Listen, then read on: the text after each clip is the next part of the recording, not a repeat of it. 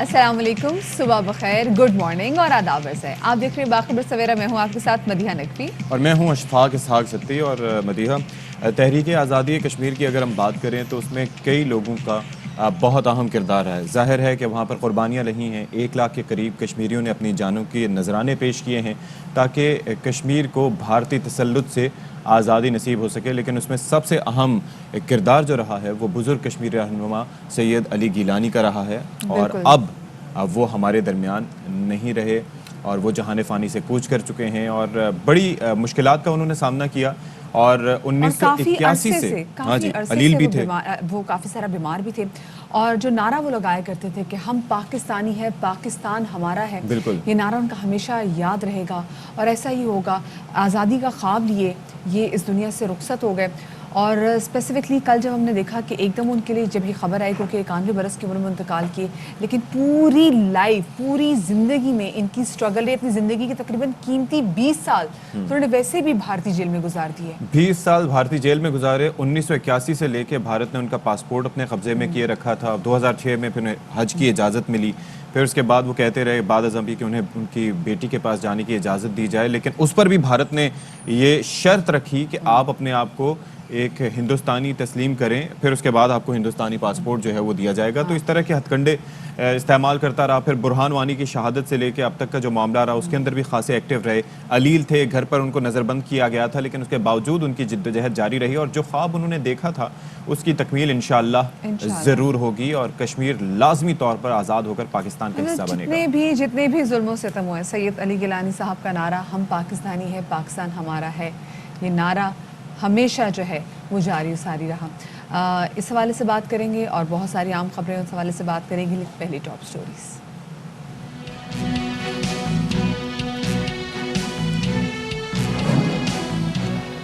एहसास तालीमी वज़ाइफ प्रोग्राम का अजर तालीम के फ़रोग़ के लिए एहसन इक़दाम, लड़कों को 1500, लड़कियों को 2000 रुपये वजीफ़ा मिलेगा। बच्चों को तालीम देना रियासत की जिम्मेदारी है, वज़ीर आज़म का अज़्म। इलेक्ट्रॉनिक वोटिंग मशीन पर नया सियासी बहास, हुकूमत तैयार, अपोजिशन का इनकार। वज़ीर आज़म के मुशीर बराए पार्लिमानी उमूर बाबर आबान कहते हैं कि कानून साजी का अमल रवां साल मुकम्मल हो जाएगा। और सबसे पहले बात करेंगे हीरो की। मकबूजा कश्मीर पर 72 साल से जारी भारतीय कब्जे के खिलाफ जद्दोजहद की तवाना आवाज़। हुर्रियत रहनुमा सैयद अली गिलानी खालिक हकीकी से जा मिले। कश्मीर मीडिया सर्विस के मुताबिक उनकी रहलत की तस्दीक ख़ानदान के एक फ़र्द ने की। श्रीनगर में भारतीय फ़ौज ने उन्हें 12 साल से उनके घर में नज़रबंद कर रखा था। सैयद अली गिलानी आर्ज़े क़ल्ब और गुर्दों के कैंसर में मुब्तला थे।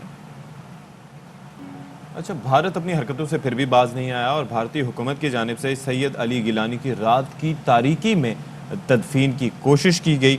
और हुर्रियत रहनुमा अब्दुल हमीद लोन ने इस पर कहा है कि कश्मीरी अवाम भारतीय हथकंडों को नाकाम बनाए और सैयद अली गिलानी को उनकी वसीयत के मुताबिक श्रीनगर मज़ार शोहदा में सुपुर्द खाक किया जाए।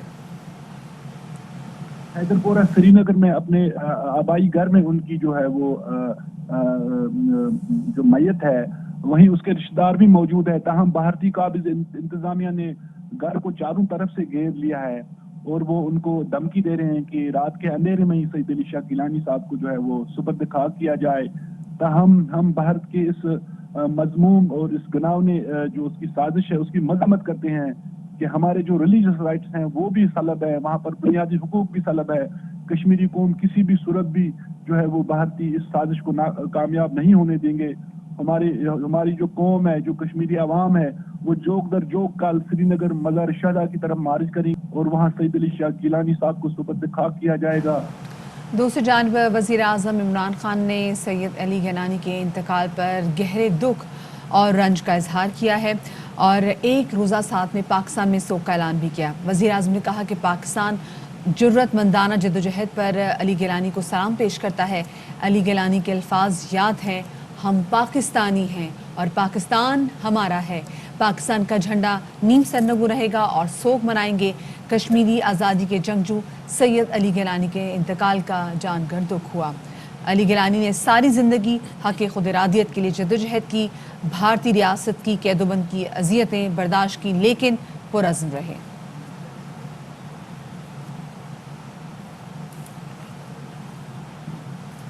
اور اب بات کر لیتے ہیں تعلیم کی، جس کے فروغ کے لیے حکومت کوشاں دکھائی دیتی ہے، سرگرم ہے اور کوشش کی جا رہی ہے کہ غربت کے باعث بچوں کو اعلیٰ تعلیم کے حصول میں درپیش مشکلات کو ختم کیا جا سکے، ان کی حوصلہ افزائی ہو اور احساس محرومی کا خاتمہ ہو سکے۔ اس سلسلے میں احساس تعلیمی وظائف پروگرام کا اجرا ایک اہم سنگ میل ہے، اور اس مالی مدد سے نہ صرف بچوں کے اسکول چھوڑنے کی شرح میں کمی واقع ہوگی، بلکہ غریب گھرانوں کے بچوں بالخصوص بچیوں کو پڑھانے کے لیے بھی والدین کی حوصلہ افزائی ہوگی، اور ان وظائف کی بدولت والدین کو اپنے بچوں کو اسکول بھیجنے اور ان کی تعلیمی اخراجات برداشت کرنے میں کافی مدد بھی ملے گی۔ لڑکوں کے لیے 1500 اور لڑکیوں کے لیے اس میں 2000 روپے وظیفہ مختص کیا گیا ہے۔ وزیر اعظم عمران خان اسی حوالے سے کہتے ہیں کہ بچوں اور بچیوں کو تعلیم کے زیور سے آراستہ کرنا ریاست کی ذمہ داری ہے۔ 2 کروڑ بچے جن میں ہونا چاہیے جو اسکولوں میں نہیں ہیں، اس کے لیے بڑا امپورٹنٹ ہے کہ ہم اپنے بچے اور بچیوں کو تعلیم دلوائیں۔ یہ بہت بڑا ایک ملک عالمیہ ہے کہ اتنی بڑی تعداد میں بچے اسکولوں میں نہیں ہیں۔ جب آپ لوگوں کو تعلیم ہی نہیں دیتے تو آپ اپنے سرمایہ کو بھی ضائع کرتے ہیں اور بہت بڑی ظلم اور ناانصافی کرتے ہیں اس طبقے کے، جس کو آپ موقع ہی نہیں دیتے کہ ملک میں وہ اوپر آ سکے۔ ان کو انسینٹیوز دے، اسٹائپنڈز دے رہے ہیں، تو ایک تو یہ اس کا پہلو ہے۔ تعلیم کو ہی نہیں اہمیت دی، لیکن خاص طور پہ اپنی لڑکیوں کی تعلیم کو اہمیت نہیں دی۔ پڑھی لکھی خاتون جتنا وہ معاشرہ کو فائدہ پہنچاتی ہے، آدمی اس سے کم پہنچاتا ہے، کیونکہ وہ اپنے بچوں کو تعلیم دے دیتی ہے، وہ ایک اپنا پورا گھر کا نظام بدل دیتی ہے۔ میں تو اس کی خاص طور پہ تائید کرتا ہوں کہ بچوں کے لیے تعلیم اسٹائپنڈ 1500 کا ہے اور بچوں کے لیے 2000 کا ہے۔ بڑی ٹرانسپیرنٹ طریقے سے یہ جو بچوں کی اسٹائپنڈز اور اسکول میں جو آؤٹ آف اسکول بچے ہیں ان کے لیے ان کو انسینٹیوائز کر سکیں گے اور پھر مانیٹر بھی کر سکیں گے انفارمیشن ٹیکنالوجی کی وجہ سے۔ تو ذرا دیکھیے کہ صرف لوگوں کی حالت زندگی بہتر بنانے کا خواب نہیں ہے، بلکہ بچوں کو تعلیم فراہم کرنے کے لیے بھی وزیر اعظم کتنے پرعزم ہیں، کیونکہ 2 کروڑ بچے ابھی بھی اسکول نہیں جاتے۔ اسی پر بات کر لیتے ہیں، وزیر اعظم کی معاون خصوصی ڈاکٹر ثانیہ نشتر اس وقت ہمارے ساتھ موجود ہیں۔ بہت شکریہ جی، آپ نے ہمارے لیے وقت نکالا۔ فرمائیے گا کہ یہ جو تعلیمی وظائف کا پروگرام ہے، یہ بڑا اچھا ایک اقدام ہے، بڑا اچھا انیشیٹو ہے، اس کا طریقہ کار کیا ہوگا، کس طریقے سے ان وظائف کا اجرا ہوگا؟ سب سے پہلے تو اپنے پروگرام میں بلانے کا بہت شکریہ۔ یہ جو پروگرام ہے جی احساس کا، جو اسکول اسٹائپنڈ سے متعلق ہے، اس پہ کام پچھلے 2.5 سال سے ہو رہا ہے، اور اب تک اس کی اجرا کے تمام انتظامات مکمل ہیں۔ آج کی تاریخ میں پاکستان کے ہر ضلع میں مستحق خاندانوں کے بچوں کو یہ اسٹائپنڈ دینے کا سلسلہ اس وقت جاری ہے۔ کل وزیر اعظم صاحب نے باقاعدہ اس کا اعلان کیا ہے، مگر اس کے تمام انتظامات مکمل ہیں اور یہ پروگرام رولنگ آن گراؤنڈ ہے۔ ایسا نہیں ہے کہ آج ہم افتتاح کر رہے ہیں اور اگلے سال یا 1.5 سال بعد ارینجمنٹس کمپلیٹ ہوں گی۔ اس کا طریقہ کار یہ ہے کہ جو احساس کفالت پروگرام کی جو حقدار گھرانے ہوتے ہیں، ان کے بچے جو ہیں وہ اس سے استفادہ حاصل کر سکتے ہیں، اور وہ جب ہمارے دفاتر جاتے ہیں تو ان کو یہ آگاہی دی جاتی ہے کہ وہ 12000 روپے کی قسط کے ساتھ ساتھ اپنے بچوں کی تعلیمی وظائف جو ہیں وہ بھی لے سکتے ہیں۔ اس طریقہ کار یہ ہے کہ ان کو اپنے بچوں کی بے فارم لانے ہوتے ہیں اور جو اسکول سے تصدیق شدہ ایڈمیشن سلپ لانی ہوتی ہے، اور جب یہ دونوں چیزیں ہمارے دفاتر لے آتے ہیں تو ہم ان کے بچے انرول کر لیتے ہیں، ان کے سیل فون نمبرز۔ صحیح، تو ڈاکٹر صاحب یہ بتائے گا کہ اس پروگرام کے تھرو کتنے بچے ابھی بھی ایسے ہیں جو کہ مستفید ہو رہے ہیں؟ جی اس وقت کوئی تقریباً 30 لاکھ بچے اس پروگرام میں ہیں۔ ہمارا ہدف جو ہے وہ 90 لاکھ بچوں کو اس پروگرام میں لانا ہے، اور ہمارے ویکلی ٹارگٹس ہیں، ہر تحصیل میں ہر ضلع میں ہمارے ویکلی ٹارگٹس ہیں، اور اس کی بیسس پہ ہم یہ بچوں کی انرولمنٹ کر رہے ہیں۔ اچھا، اس کے ساتھ ساتھ ظاہر ہے کہ آپ لوگ کافی ایکٹیو ہیں اس حوالے سے، لیکن کئی جو خاندان ایسے ہیں، فیملیز ایسی ہیں جو کہ احساس کفالت پروگرام میں اگر وہ رجسٹرڈ نہیں ہیں تو کیا وہ اپنے بچوں کے رجسٹریشن کروا سکتے ہیں اس پروگرام میں؟ جی، جو احساس کفالت کے لیے حقدار نہیں ہے وہ اس پروگرام کے لیے بھی حقدار نہیں ہے۔ یہ تو اس کا سمپل جواب ہے۔ میرے خیال میں کئی لوگ حقدار بھی ہوں، اگر کسی وجہ سے انہوں نے اپلائی نہ کرنا چاہو، لیکن اپنے بچوں کا بہتر مستقبل چاہتے ہوں اور جو آپ کے ریکوائرمنٹس ہیں ان پہ پورا بھی اترتے ہوں، جو شرائط ہیں، تو پھر ان کی رجسٹریشن ہوگی؟ جی بالکل۔ دیکھیے بہت سے ایسے احساس کفالت کی حقدار فیملیز ہیں جن کو ابھی یہ معلوم ہی نہیں ہے کہ وہ حقدار ہیں. کیونکہ ہمارا جو نیا سروے ہے وہ حال ہی میں مکمل ہوا ہے. صرف لاہور میں سروے رہتا ہے, باقی اضلاع میں سروے اس وقت مکمل ہو چکا ہے, 80% سے زیادہ ہو چکا ہے. اور سروے کی بنیاد پہ جو نئی حقدار فیملیز کی جو فہرستیں تیار ہوئی ہیں, جو لوگ حقدار ٹھہرائے گئے ہیں, ان کو ہم مرحلہ وار میسیجز بھیج رہے ہیں سیل فونز پہ کہ آپ ہمارے ادائیگی مراکز میں جا کے اپنی 12,000 کی قسط لے لیں. اچھا. اب یہ جو 6 مہینے کا عرصہ ہے, اس میں ہم نے تقریباً 1 کروڑ 20 لاکھ خاندانوں کو اس امدادی نیٹ میں لانا ہے, جس میں سے ابھی صرف 80 لاکھ لوگوں نے پیسے لیے ہیں.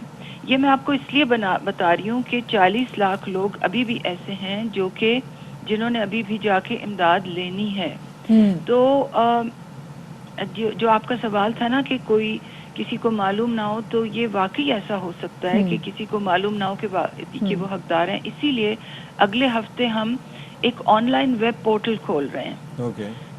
اور وہ آن لائن ویب پورٹل جو ہے اس کے ذریعے ہمارا جب لوگ اس میں اپنا شناختی کارڈ ڈالیں گے یا اپنا سروے سروے ٹوکن کا رجسٹریشن نمبر ڈالیں گے تو ان کو یہ معلوم ہو جائے نہیں ہو جائے گا جن 40 لاکھ لوگوں کو آپ چاہ رہے ہیں کہ ان کو بھی اس دھارے میں لے کر آئیں, کیونکہ بہت زیادہ ٹیکنیکل ہو جائے گا ویب پورٹل میں جانا, کیونکہ وہ لوگ ہیں جن کے پاس اسمارٹ فونز بھی نہیں ہوتے, کئی لوگ پڑھ بھی نہیں سکتے میسیجز, ایگزیکٹلی خود پڑھ بھی نہیں سکتے, تو ان کے لیے آپ کو نہیں لگتا مشکل ہو جائے گا خود کو جا کے ویب پورٹل پہ جا کے خود رجسٹر کرنا؟ تھوڑی سی میں وضاحت کر دوں. دیکھیے جب آپ پروگرامز اتنے بڑے اسکیل پہ کرتے ہیں نا, تقریباً 40% آبادی مستفید ہونا, آپ کو ٹیکنالوجی کا سسٹمز فور اسکیل کی مدد لینی پڑتی ہے.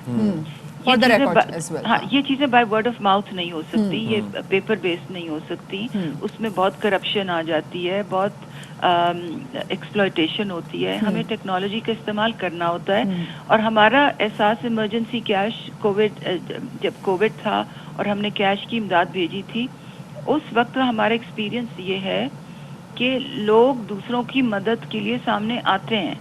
کسی گاؤں میں کسی چھوٹے سے بھی قصبے میں کوئی انٹرنیٹ کیفے ہوگا, کوئی والنٹیئر ہوگا, کوئی کسی لڑکے کے پاس اسمارٹ فون ہوگا, فیچر فون ہوگا, تو لوگ دوسروں کی مدد کرتے ہیں. تو ڈاکٹر صاحب اس میں یہ پہلو دیکھا جائے گا کہ کئی لوگ اس طرح سے فائدہ پہنچانے کے ساتھ ساتھ اپنا کمیشن بھی وصول کرتے ہیں اور فائدہ اٹھاتے ہیں, کیونکہ ان بیچاروں کو تو پتہ نہیں ہوتا.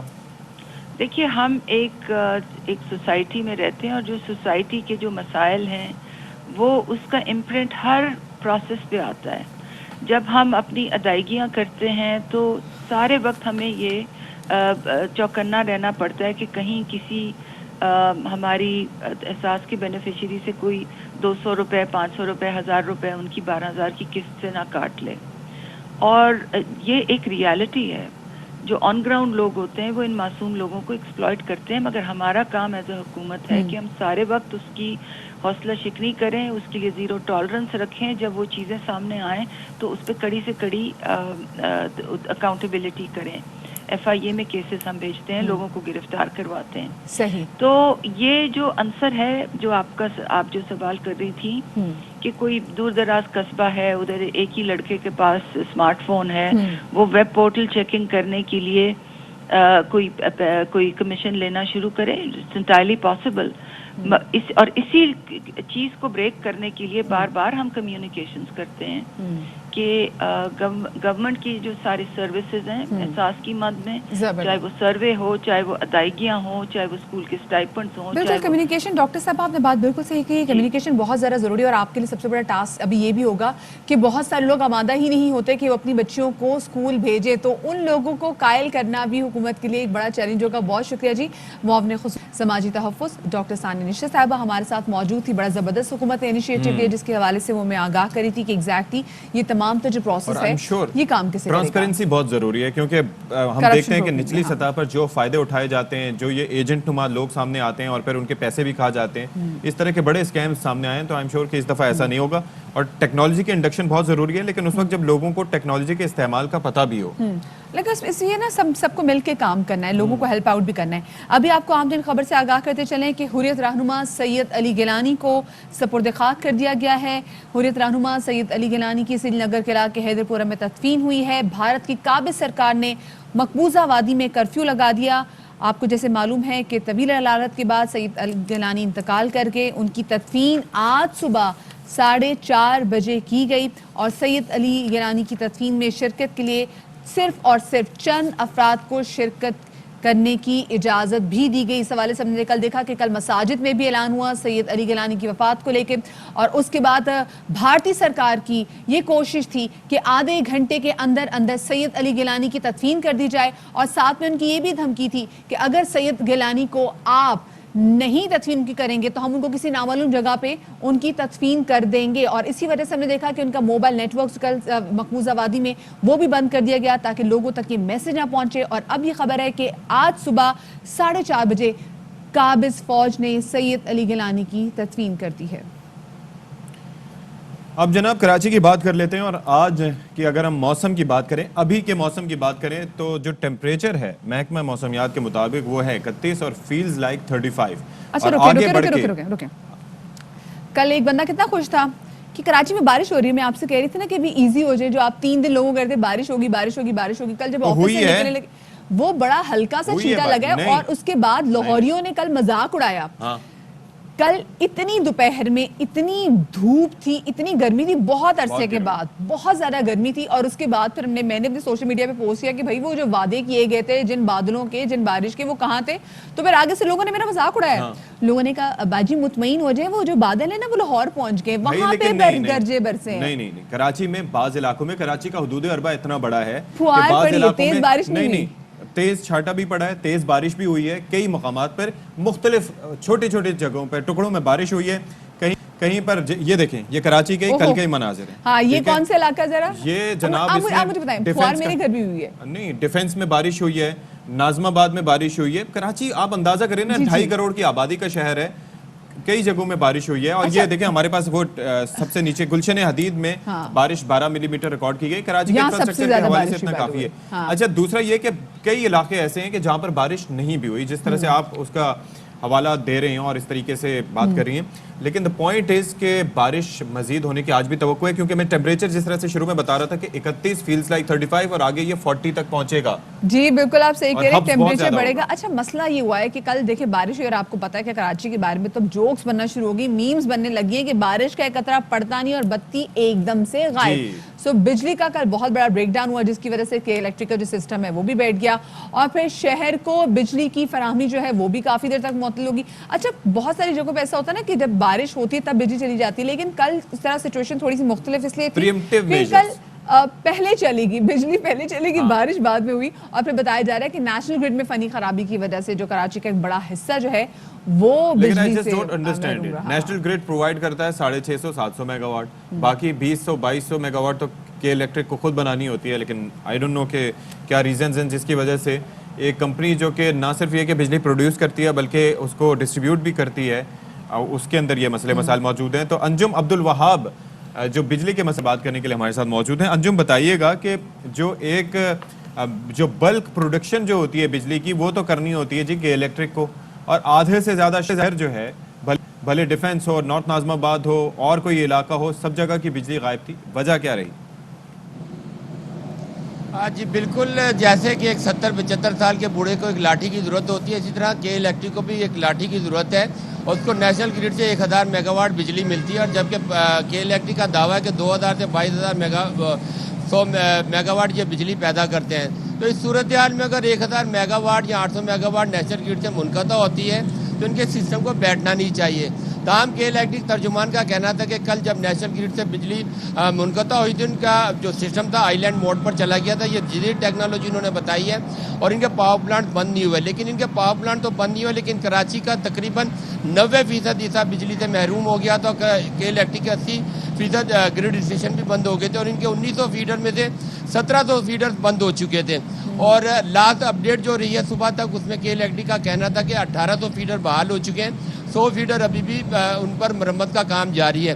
اس صورتحال میں کراچی کے شہریوں کا سوال بالکل بجا ہے کہ جب ایک ادارہ پرائیویٹ ہو چکے ہیں، اپنی بجلی کی پیداوار خود کرتے ہیں، تو وہ ابھی بھی لاٹھی کے سہارے کیوں چلتے ہیں؟ وہ اپنی بجلی خود پیدا کرتے ہیں تو شہر کو بجلی کی فراہمی کیوں منقطع ہوتی ہے؟ اور یہ معمول رہے کہ جب بھی نیشنل گرڈ سے بجلی کی فراہمی منقطع ہوتی ہے کے الیکٹرک کا سسٹم بیٹھ جاتا ہے، جبکہ کے الیکٹرک دعوے دار ہے کہ اربوں روپے کی سرمایہ کاری کر چکی ہے، گرڈ اسٹیشن بنا چکی ہے، پاور پلانٹ بنا چکی ہے، پی ایم ٹیز لگا چکی ہے، لیکن جب بھی بجلی منقطع ہوتی ہے نیشنل گرڈ سے، کراچی اندھیرے میں ڈوب جاتا ہے. رات کے وقت اگر جائے اور دن میں جائے تو پورا کراچی بجلی سے محروم ہو جاتا ہے.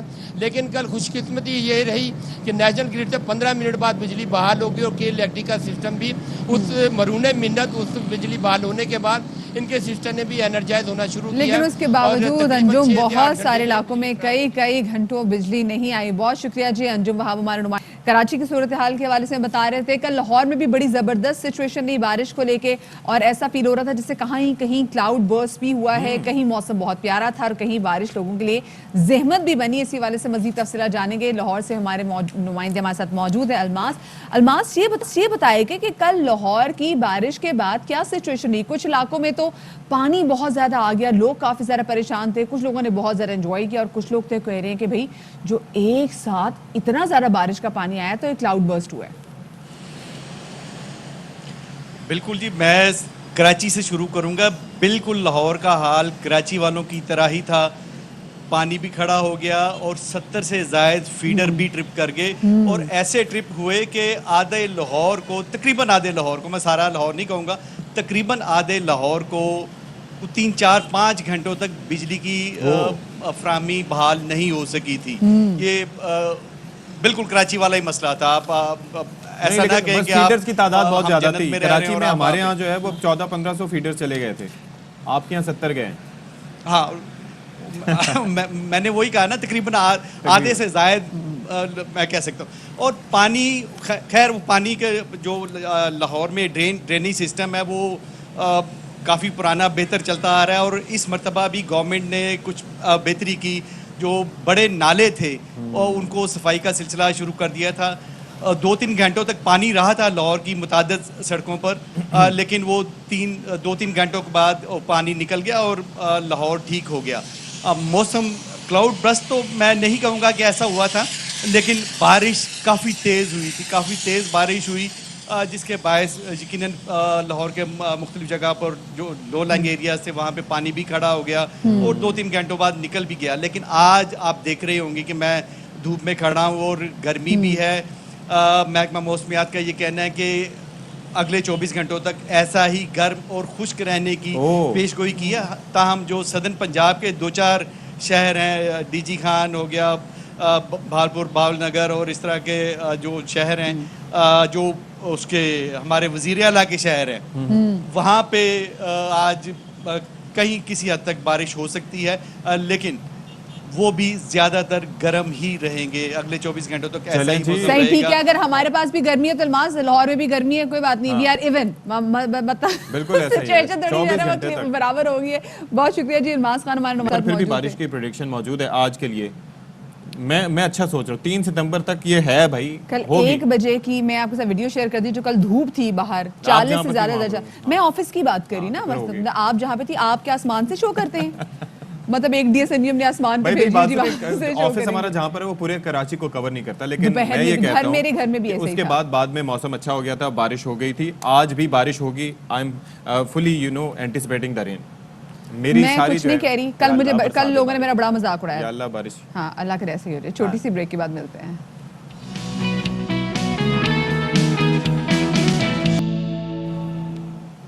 Welcome back. اور آپ کو بتائیں کہ یوم دفاع کے حوالے سے ہم یہ دیکھ رہے ہیں کہ اپنے شہداء کو یاد کرنے کا سلسلہ جاری ہے اور آئی ایس پی آر کی جانب سے مختلف ویڈیوز بھی مختصر ویڈیوز جاری کی جا رہی ہیں. اور یہ جو سلسلہ ہے, اس سلسلے کی ایک 7ویں ویڈیو جاری کی گئی ہے جس میں غازیوں کو خراج تحسین پیش کیا گیا. جی بالکل. D G I S P R major general Babar Iftikhar نے غازیوں, ان کے اہل خانہ کے جذبے کو سلام پیش کیا ہے. اس 7ویں ویڈیو میں غازیوں کے غیر متزلزل عزم کی عکاسی کی گئی ہے. غازیوں کے خاندان کے ارکان کو ان کی ثابت قدمی پر خراج تحسین پیش کیا گیا ہے. ان محافظوں سے وابستہ سبھی رشتوں کو سلام. شہداء، غازیوں اور ان سے جڑے ہوئے تمام رشتوں کو سلام. شہدائے پاکستان ہمارا فخر. جی تو اب ذرا بات کر لیتے ہیں ہونے والے عام انتخابات کے حوالے سے، جس کے لیے پوری تیاری کر لی گئی ہے حکومت کی کہ وہ ای وی ایم کو اس میں لانچ کر دے گی، یعنی کہ الیکٹرانک ووٹنگ مشین کو. اور حکومت کافی ذرا جو ہے پر امید نظر آ رہی ہے، اور حکومت کہہ رہی ہے کہ جی ہمارے الیکشن. اب ہنس کیوں رہے ہیں؟ آپ کو لگ رہا ہے کہ نون لیگ نہیں مانے گی، پیپلز پارٹی نہیں مانے گی؟ Why are you laughing? یہ بتائیں. آئی ایم جسٹ ونڈرنگ کہ حکومت اتنی کوشاں ہے اور وہ سنسیئرلی یہ چاہتے ہیں، سیریسلی یہ چاہتے ہیں کہ کسی طریقے سے یہ الیکٹرانک ووٹنگ مشین کا انڈکشن ہو جائے، لیکن اپوزیشن میں نہ مانو کی رٹ لگائے ہوئے ہے. اور آبویسلی اس کے پیچھے ان کے کوئی خدشات ہوں گے، کیونکہ وہ یہ ماننے کو تیار نہیں ہیں کہ ای وی ایم کے آنے سے جو ایک شفافیت ہے اس کا عنصر آ جائے گا. وہ یہ سمجھتے ہیں کہ ای وی ایم کی موجودگی میں بھی جو ایک جو شفافیت ہے اس کا فقدان رہے گا، اور اس کو بھی جو ہے وہ اس کے لیے ضروری ہے نا کہ میرے خیال سے اگر آپ کو ابھی یہ تحفظات ہیں تو آپ خود بھی جا کے چیک کریں. ٹھیک ہے، اگر ہم ماضی میں بھی دیکھیں ہمارے ہمسائے ممالک میں بھی الیکٹرانک ووٹنگ مشین استعمال ہوتی ہے، اور باہر کے ممالک میں بھی. ابھی آپ کے سامنے آپ لوگوں نے خود وٹنس کیے ہیں امریکن پریزیڈنشل الیکشنز، اس میں بھی الیکٹرانک ووٹنگ مشین کا استعمال ایسا نہیں کیا گیا، کسی حد تک کیا گیا، کیونکہ اس پہ بھی لوگوں کو تحفظات ہے. لیکن آپ ایٹ لیسٹ اس پہ ساتھ میں بیٹھے تو صحیح، کیونکہ ہر جماعت کا یہ شکوہ ہوتا ہے کہ جی دھاندلی ہوگی، دھاندلی ہوگی. وہ جماعتیں جو کہ ہار جاتی ہیں. آپ کو کیا لگتا ہے کہ یہ کیا ذہنیت کا تعلق ہوتا ہے دھاندلی سے، یا مشینوں سے اس کو کافی حد تک کم کیا جا سکتا ہے؟ میرے خیال سے اس وقت جو مسئلہ یہ ہے نا وہ یہ ہے کہ کوئی بھی ایک پیج پہ آنا چاہ نہیں رہا. حکومت بڑی کوشش کریے کہ اپوزیشن کو اس حوالے سے منائے اور ان کو ایک پیج پہ لے کر آئے اور ان کو کنونس کر سکے. جیسے پارلیمانی امور بابر رحمان بھی کہتے ہیں کہ حکومت ہر جگہ ای وی ایم دکھانے کو تیار بھی ہے، اور قانون سازی کا عمل رواں سال مکمل بھی ہو جائے گا. سینٹ یا مشترکہ سیشن میں جانا پڑا تو ہم اس میں بھی جائیں گے. ساتھ میں بابر رحمان یہ بھی کہتے ہیں کہ جعلی ووٹ ڈالنے والوں کو الیکٹرانک ووٹنگ مشین سے خوف ہے. مطلب دیکھیں ایک جانب اشفاق ہم دیکھنے کی کنونس کرنے کی کوشش کی جا رہی ہے، مذاکرات کی بات کی جا رہی ہے، خطوط لکھے جا رہے ہیں. دوسری جانب پھر ہم دیکھتے ہیں کہ ایسے کڑی تنقید بھی ہو رہی ہے اپوزیشن پہ. اور ایک اور چیز بھی ہے کہ کیا یہ ای وی ایم کے آنے سے یہ جو آپ نے دیکھا ہوگا وہ جو امریکن الیکشنز تھے اس کے اندر بھی یہ کہا جا رہا تھا کہ رشیا کی جانب سے ممکنہ طور پر ان کو ہیک کرنے کی کوشش کی گئی اور یہ کیا گیا. تو اس طرح کی کئی چیزیں ہیں. بہرحال اپوزیشن دیکھیں شبلی فراز صاحب نے کہا تھا یہ مشین ہیک نہیں ہو سکتی کیونکہ اس میں انٹرنیٹ نہیں ہے.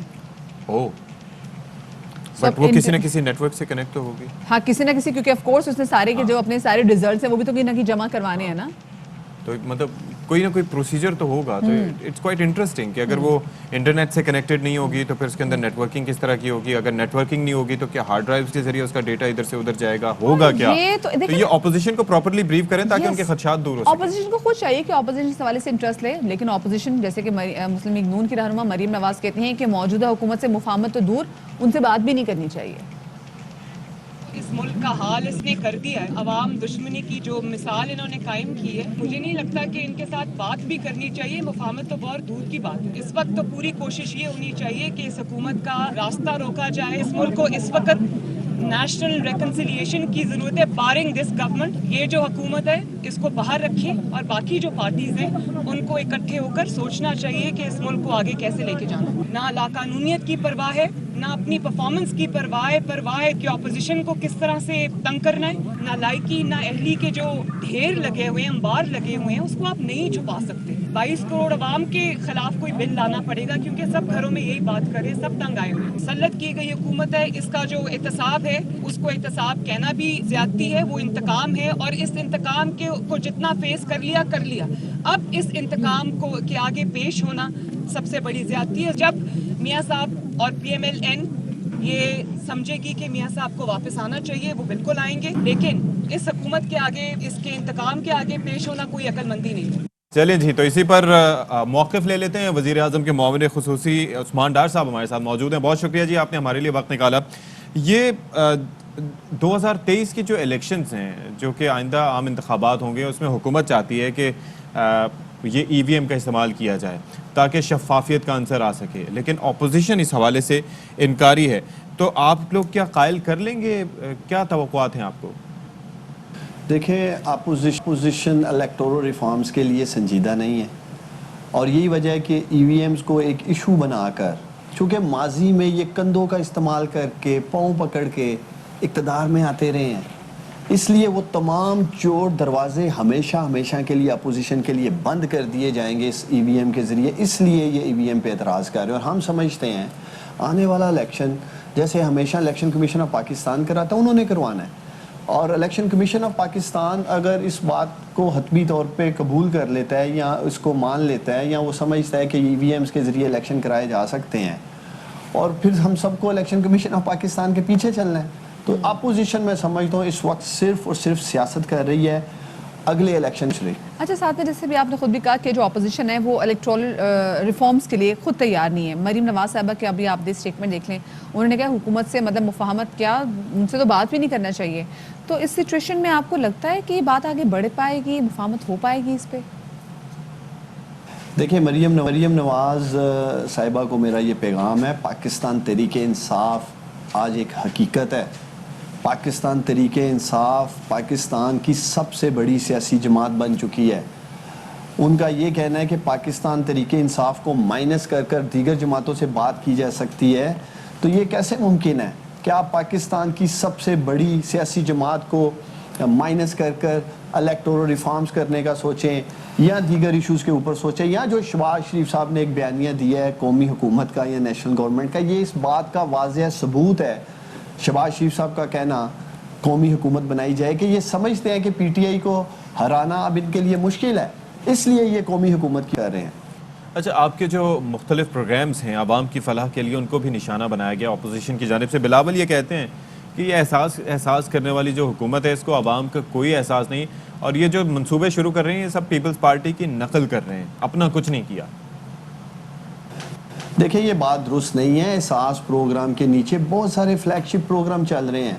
احساس پروگرام جو کمزور طبقہ ہے ان کے نوجوانوں کو سکل اسکالرشپس دے رہا ہے، پھر ہم ان کو پڑھنے کے لیے یونیورسٹی کی سطح کے اوپر پورا سپورٹ کر رہے ہیں جن کی آمدن 40,000 سے نیچے ہے۔ احساس پروگرام میں ہم انڈر گریڈ اسکالرشپس دے رہے ہیں، پھر اسی احساس پروگرام میں پناہ گاہیں چلائی جا رہی ہیں، اسی احساس پروگرام میں آپ کو 75,000 روپے تک انٹرسٹ فری لون دیا جا رہا ہے، جو ہزاروں میں نہیں لاکھوں کی تعداد میں دیے جا رہے ہیں۔ کوئی بھوکا نہ سوئے ایک زبردست کمپین ہے، تو یہ کہنا کہ احساس شاید ایک کیش ٹرانسفر پروگرام کا نام ہے، ایسا بالکل نہیں ہے۔ بے نظیر انکم سپورٹ پروگرام جس میں 110 ارب روپے رکھے جاتے تھے اور اس میں بھی ہینڈ پک لوگوں کو نوازا جاتا تھا، اس ڈیٹے کو فلٹر کر کر پرائم منسٹر عمران خان نے 110 ارب کو 260 ارب کر دیا ہے۔ تو یہ کہنا کہ شاید ہم بے نظیر انکم سپورٹ پروگرام کو لے کر احساس پروگرام رن کر رہے ہیں، ایسا بالکل نہیں ہے۔ ہم ان کو مناظرے کا چیلنج دیتے ہیں، کسی بھی ٹی وی چینل میں کسی بھی من پسند اینکر کے ساتھ مناظرہ کر لیں بے نظیر انکم سپورٹ پروگرام کا اور احساس کا۔ جی، مناظرے کا چیلنج تو آپ نے دے دیا، لیکن کیونکہ عثمان ڈار صاحب آپ یہاں پر موجود بھی ہیں تو آپ کی موجودگی کا فائدہ اٹھاتے ہوئے سب سے پہلے آپ کو مبارکباد بھی دیں گے، کیونکہ آپ کے اس کامیاب نوجوان پروگرام کے تھرو تقریباً 30,000 نوجوان جو ہیں وہ اب برسر روزگار ہیں۔ آگے مزید آپ کا کیا ہدف ہے؟ دیکھیں کامیاب جوان پروگرام کا آغاز کرنے کا مقصد ہی جو 20 لاکھ نوجوان ہر سال جاب مارکیٹ میں آتے ہیں ان کے لیے روزگار پیدا کرنا ہے، اور میں اللہ تعالیٰ کا شکر ادا کرتا ہوں کہ اب تک ہم نے تقریباً کامیاب جوان پروگرام کے تمام پروگرامز کو ملا کر 42,000 سے زائد روزگار پیدا کیا ہے، اور ہمارا پہلا ہدف 1 لاکھ نوجوانوں کے لیے روزگار پیدا کرنا ہے، اور انشاءاللہ تعالیٰ مجھے امید ہے اسی سال کہ آخر تک ہم 1 لاکھ نوجوانوں کے لیے روزگار پیدا کرنے کا ہدف انشاءاللہ تعالی حاصل کر لیں گے۔ اور میرا یہ وعدہ ہے پاکستان کے نوجوانوں کو، پرائم منسٹر عمران خان نے کامیاب جوان پروگرام آپ لوگوں کو امپاور کرنے کے لیے، پاؤں پہ کھڑا کرنے کے لیے، زندگی میں اور کامیابی کے میدان میں آگے بڑھنے کے لیے اس کا آغاز کیا ہے۔ آپ لوگ ایمانداری سے، سمجھداری سے، ذمہ داری سے کامیاب جوان پروگرام کا حصہ بنے، اور میں انہیں یقین دلاتا ہوں پاکستان کے نوجوانوں کو کامیاب جوان پروگرام سے یہ کامیاب ہوں گے۔ اور عثمان ڈار صاحب، ایک تاثر یہ پایا جاتا ہے کہ اس وقت تحریک انصاف کی حکومت کے لیے اپوزیشن اتنا بڑا خطرہ نہیں ہے جتنا بڑا خطرہ یہ مہنگائی ہے جو کہ مسلسل بڑھتی جا رہی ہے اور لوگ اس سے پریشان ہیں، تو اس کے تدارک کے لیے آپ لوگ کیا کر رہے ہیں؟ دیکھیں دنیا بھر میں، یہ میرے ہاتھ میں انڈیکس ہے، 40% پوری دنیا میں انفلیشن مہنگائی ہوئی ہے۔ اب پاکستان بھی اسی خطے میں، اسی گلوب میں، اسی دنیا کے ساتھ جڑا ہے۔ کیسے ہو سکتا ہے کہ پوری دنیا میں 40% مہنگائی ہوئی ہے اور پاکستان میں نہ ہو؟ تو سب سے بڑی اور بنیادی وجہ پچھلے 1.5 سال سے کرونا پینڈیمک کی وجہ سے جو پوری تباہی ہوئی ہے معاشی طور پر دنیا سے، وہ ہے میں یہ بھی سمجھتا ہوں کہ گورننس کو لے کر یا خود ساختہ مہنگائی کو لے کر جو آپ بات کرنا چاہ رہی ہیں کچھ ایشوز کے اوپر، اس کو ایڈریس کیا جا رہا ہے، اس کو امپروو کر رہے ہیں، تمام ذخیرہ اندوزوں کو آڑے ہاتھوں لے رہے ہیں، پینلٹیز ڈالی جا رہی ہیں، قوانین کو سخت کرنے کی طرف جا رہے ہیں. اور جو لوگ مجھے سن رہے ہیں، میں آپ کو یقین دلاتا ہوں پرائم منسٹر عمران خان شب و روز اپنے کمزور طبقے کے لیے، جس کو آج ان تمام مشکلات کا سامنا، اور ہمیں اس بات کا بھی ادراک ہے کہ پاکستانی مشکل وقت سے گزرے ہیں، اچھا وقت کا آغاز ہو گیا ہے، ریکوری کی طرف ہم جا رہے ہیں، اور اگلے 2 سال ہماری تمام تر توجہ گروتھ اور گروتھ پہ ہے، جس سے جاب کریشن ہوگی، خوشحالی آئے گی، لوگوں کو ریلیف دینے پہ ہے، نوجوانوں کے لیے روزگار پیدا کرنے کے اور معیشت درست کرنے کا ہے. چلیں جی، اللہ کرے ایسے ہی. شکریہ جی، عثمان ڈار صاحب ہمارے ساتھ موجود تھے. اور ابھی ذرا ہم بات کر لیتے ہیں افغانستان کی جو تازہ ترین سچویشن ہے اس حوالے سے. وہاں پہ امریکی فوج کا انخلا تو ہو گیا ہے، لیکن اس کے بعد اب طالبان کے لیے جو سب سے بڑا ٹاسک ہے وہ یہ کہ انہوں نے وہاں پر حکومت سازی کرنی ہے. ابھی تک نہیں بنی کیونکہ انہوں نے کہا تھا کہ فرائیڈے کو یہ وہاں پر حکومت بنائیں گے، حکومت بنانے کی کوشش کریں گے. تو صرف اور صرف ایک دن رہ گئے جو کہ کل ہے، اور ساتھ میں کہا جا رہا ہے کہ ایرانی طرز حکومت پر یہ جو اپنا سپریم لیڈر ہیں اس کو پھر آگے جا کے سلیکٹ بھی کریں گے. جی بالکل. تو ممکنہ طور پر جو ہیبت اللہ اخونزادہ ہیں وہ سپریم لیڈر ہوں گے، اور ان کے نیچے جیسے کہ ایران میں ہم نے دیکھا ہے کہ وہاں پر صدر اور یا پھر وزیر اعظم جو ہے وہ پھر حکومت چلاتے ہیں. اب یہ دیکھنا ہوگا کہ یہ کون سا صدارتی نظام چوز کرتے ہیں یا پھر پارلیمانی نظام اس طرح سے چوز کرتے ہیں، تو یہ ابھی دیکھنا باقی ہے. یا سیمی پریزیڈنشل سسٹم لے کے آتے ہیں، لیکن فیصلہ ہو جانا چاہیے. ابھی بھی اس حوالے سے دعوے کیے جا رہے ہیں کہ کل کا دن کا بھی کہا جا رہا ہے، پھر یہ کہا جا رہا ہے کہ 2-3 دن اور بھی لگ سکتے ہیں، کیونکہ جتنی جلدی وہاں پہ حکومت سازی ہو جائے شفاق، ان کو اپنے باقی جو تمام تر جو حکومتیں ہیں، ممالک ہیں، ان کے ساتھ جو اپنے ٹائز ہیں ان کو بنانا ہے اسٹرانگ. کیونکہ جتنی جلدی یہ ٹائز ان سے مربوط اور اسٹرانگ ہو سکے اتنا ہی مدیہ ایک چیز بڑی امپورٹنٹ ہے. دیکھیں ہم جب بات کر رہے تھے نا کہ طالبان ٹیکنگ کنٹرول، تو اس میں یہ بھی بات سمجھنے کی ضرورت ہے کہ وہ ایک دھڑا نہیں ہے، اس اندر کئی دھڑوں کا اتحاد ہے، جن کا پہلا مقصد یہ تھا کابل سے افغان حکومت کا خاتمہ، امریکہ کا انخلا. اب وہ انخلا تو ہو گیا، اب اس کے اندر پاور شیئرنگ جو ہے وہ it's not an easy task. بالکل آپ کو بتائے کہ اس لیے consensus absolutely right, consensus is very important. دیکھیں گے کہ تمام تر جو کہ طالبان جماعتیں ہیں کیا وہ کسی ایک پیج پہ اکٹھی ہیں. اچھا، طالبان رہنما عباس تاکسی کہتے ہیں کہ جی حکومت خواتین میں انہوں نے دعوت دی ہے کہ جی خواتین ہیں حکومت میں شامل بھی ہوں گے، لیکن سابق حکمران جو ہے نا وہ اس میں شامل نہیں ہوں گے. عبداللہ اور حامد کرزائی صاحب انہیں کچھ نہیں ملے گا. ان کا آگے کوئی کریئر نہیں ہے. ادھر قندھار میں جشن فتح بھی منایا گیا، اور افغان طالبان نے امریکی فوجی گاڑیوں میں پھر ہم نے دیکھا پریڈ بھی کی، جبکہ امریکی بلیک ہاک ہیلی کاپٹر میں طالبان جنگجو فضا سے پریڈ کی نگرانی کرتے رہے، اور سڑکوں پر افغان شہری قطار بنا کر کئی کلومیٹر تک. اچھا، یہ بڑا اچھی لگی مجھے اس کو دیکھتے بھی رہے کہ مطلب پہلے ہم یہ سوال اٹھا رہے تھے کہ ان کے پاس ایکسپرٹیز ہیں کہ وہ ہیلی کاپٹرز وغیرہ کو آپریٹ کر سکیں، یہ اچھا یہ ان سے تباہ ہونے سے رہ گیا امریکیوں سے، یا پھر انہوں نے طالبان نے کیپچر کیا ہوگا. بہرحال اس وقت کیا صورتحال ہے وہاں کی اور کس طریقے سے آگے تعمیر نو ہوگی، کیا طریقہ کار اپنایا جائے. ہمارے بیورو چیف ہیں پشاور کے ضیاء الحق صاحب جو کہ کابل میں پہنچے ہوئے ہیں، ان سے ہم بات کرتے ہیں. تو ضیاء الحق بتائیے گا کیا وہاں پر صورتحال آپ نے دیکھی، اور کیا تمام تر صورتحال اس وقت کابل ایئرپورٹ سے لے کے اوور آل طالبان کی کنٹرول میں ہے؟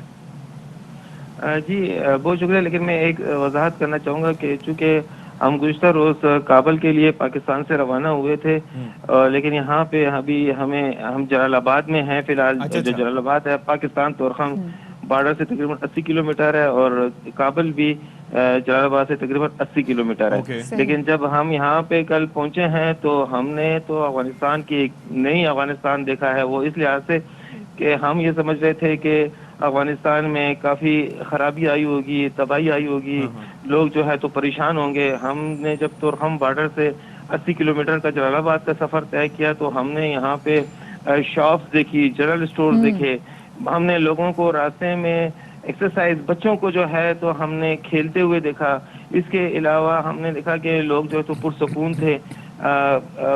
روڈز بنی ہوئی ہیں، کارپیٹڈ روڈ ہے، اور بہت آرام سے ہم وہاں پر پہنچے ہیں. یہاں پر جب ہم پہنچے تو تقریباً رات کے 12:30 بجے بھی جب ہم جلال آباد شہر جو کہ افغانستان کا 5واں بڑا شہر ہے اور زیادہ تر پشتون آبادی ہے یہاں پہ، اور یہ تجارتی مرکز بھی اس لحاظ سے ہے کہ یہاں سے پاکستان سے چونکہ بارڈر نزدیک ہے تو جتنی بھی افغانستان کی تجارت ہوتی ہے بائی روڈ تو وہ یہیں سے ہو کر جاتی ہے. تو اس والے سے یہ کافی کاروباری مرکز بھی ہے اور یہاں پر ایکٹیویٹی بھی ہوتی ہے. رات کو 12:30 بجے بھی ہم دیکھ رہے تھے کہ دکانیں بھی کھلی ہوئی تو تھی. ابھی آپ ضیاء الحق یہاں پر shopping جلال کر رہے تھے. آباد میں کتنا قیام کریں گے, اس کے بعد کابل کب پہنچیں گے؟ جی ہمارا تو ارادہ کل ہی کابل پہنچنے کا تھا, اچھا. لیکن چونکہ سیکیورٹی کے کچھ خدشات تھے تو اس وجہ سے ہم کابل نہیں پہنچ سکے ہیں. تو آج امید ہے کہ انشاءاللہ ہم کابل کے لیے اگر سیکیورٹی کلیئرنس آ جاتی ہے تو ہم کابل کے لیے روانہ ہو جائیں گے. اور یہاں سے کابل تقریباً 2 گھنٹے کا راستہ ہے اور وہاں پر کابل پہنچ جائے گے. لیکن کابل سے بھی جو اطلاعات جی اچھا, کابل سے جو اطلاعات ہے وہ کیا مجھے بتائیں, کیونکہ ابھی وہاں پہ طالبان کی یہ کوشش ہے کہ وہ کل کے دن اپنی جو قانون سازی ہے, جو حکومت ہے, جتنے تمام پروسیس ہے اس کو مکمل کر لیں. جی جو کابل سے جو اطلاعات ہیں وہاں پر بھی یہی بتایا جا رہا ہے کہ وہاں پر امن و امان کی صورتحال کافی کنٹرول میں ہے. اور کل رات کو جو افغان طالبان کی جو قیادت ہے جو ہمارے ساتھ ہے رات کو, تو ان سے جب بات ہو رہی تھی تو وہ بتا رہے تھے کہ شاید یہ جو جس طریقے سے اعلانات ہو رہے ہیں کہ حکومت سازی کا اعلان کل کیا گیا ہے, تو ہو سکتا ہے وہ ان کا خیال تھا کہ شاید اس میں 1-2 دن لیٹ ہو جائیں. وہ ان کی اطلاعات کے مطابق. اچھا. اب جو صورتحال وہاں پر بنتی ہے, کیونکہ وہ چاہتے ہیں کہ ہم ایک براڈ بیس ایسی حکومت بنائیں کہ جو سب کے لیے قابل قبول ہو. افغانستان ایک آپ کو پتا ہے کہ ایک قبائلی معاشرہ بھی ہے, تو یہاں پر جو ازبک, تاجک, ہزارہ, پشتون, ان سب کو جو ہے تو آن بورڈ لے کے وہ حکومت بنانا چاہتے ہیں. اور یہ اس مرتبہ سب سے بڑی بات یہ ہے کہ طالبان کی اپنی صفوں میں بھی ان قومیتوں سے تعلق رکھنے والے لوگ شامل ہو چکے ہیں. اور اس کے علاوہ انہوں نے جو ہے ایک جو کونسل بھی بنائی ہے جس میں گلبدین اقبتیار ہے, حامد کرزئی ہیں, ان کے ساتھ بھی جو ہے تو اب چلیں لیٹس سی کہ ان کا اس میں کردار ہوتا ہے یا نہیں ہوتا. اور آپ کابل پہنچ جائیں گے تو ہم آپ سے دوبارہ بھی رابطہ کریں گے. آپ اپنا خیال رکھیے گا, محتاط رہیے گا. آپ بہت شکریہ فی الوقت آپ کا ضیاء الحق. ایک چھوٹی سی یہاں پہ بریک کر لیتے ہیں, بریک کے بعد ملتے ہیں.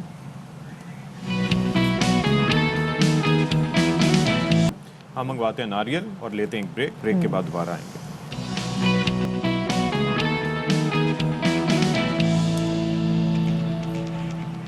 جی باخبر سویرا میں آپ کا ایک بار پھر سے خیر مقدم ہے. اور مدیحہ, وہ آخر میں جو رپورٹ ہم دیکھ رہے تھے امیر عمر چمن کی, یار کیسی رپورٹ شاندار یہ صاحب بنا کے لاتے ہیں.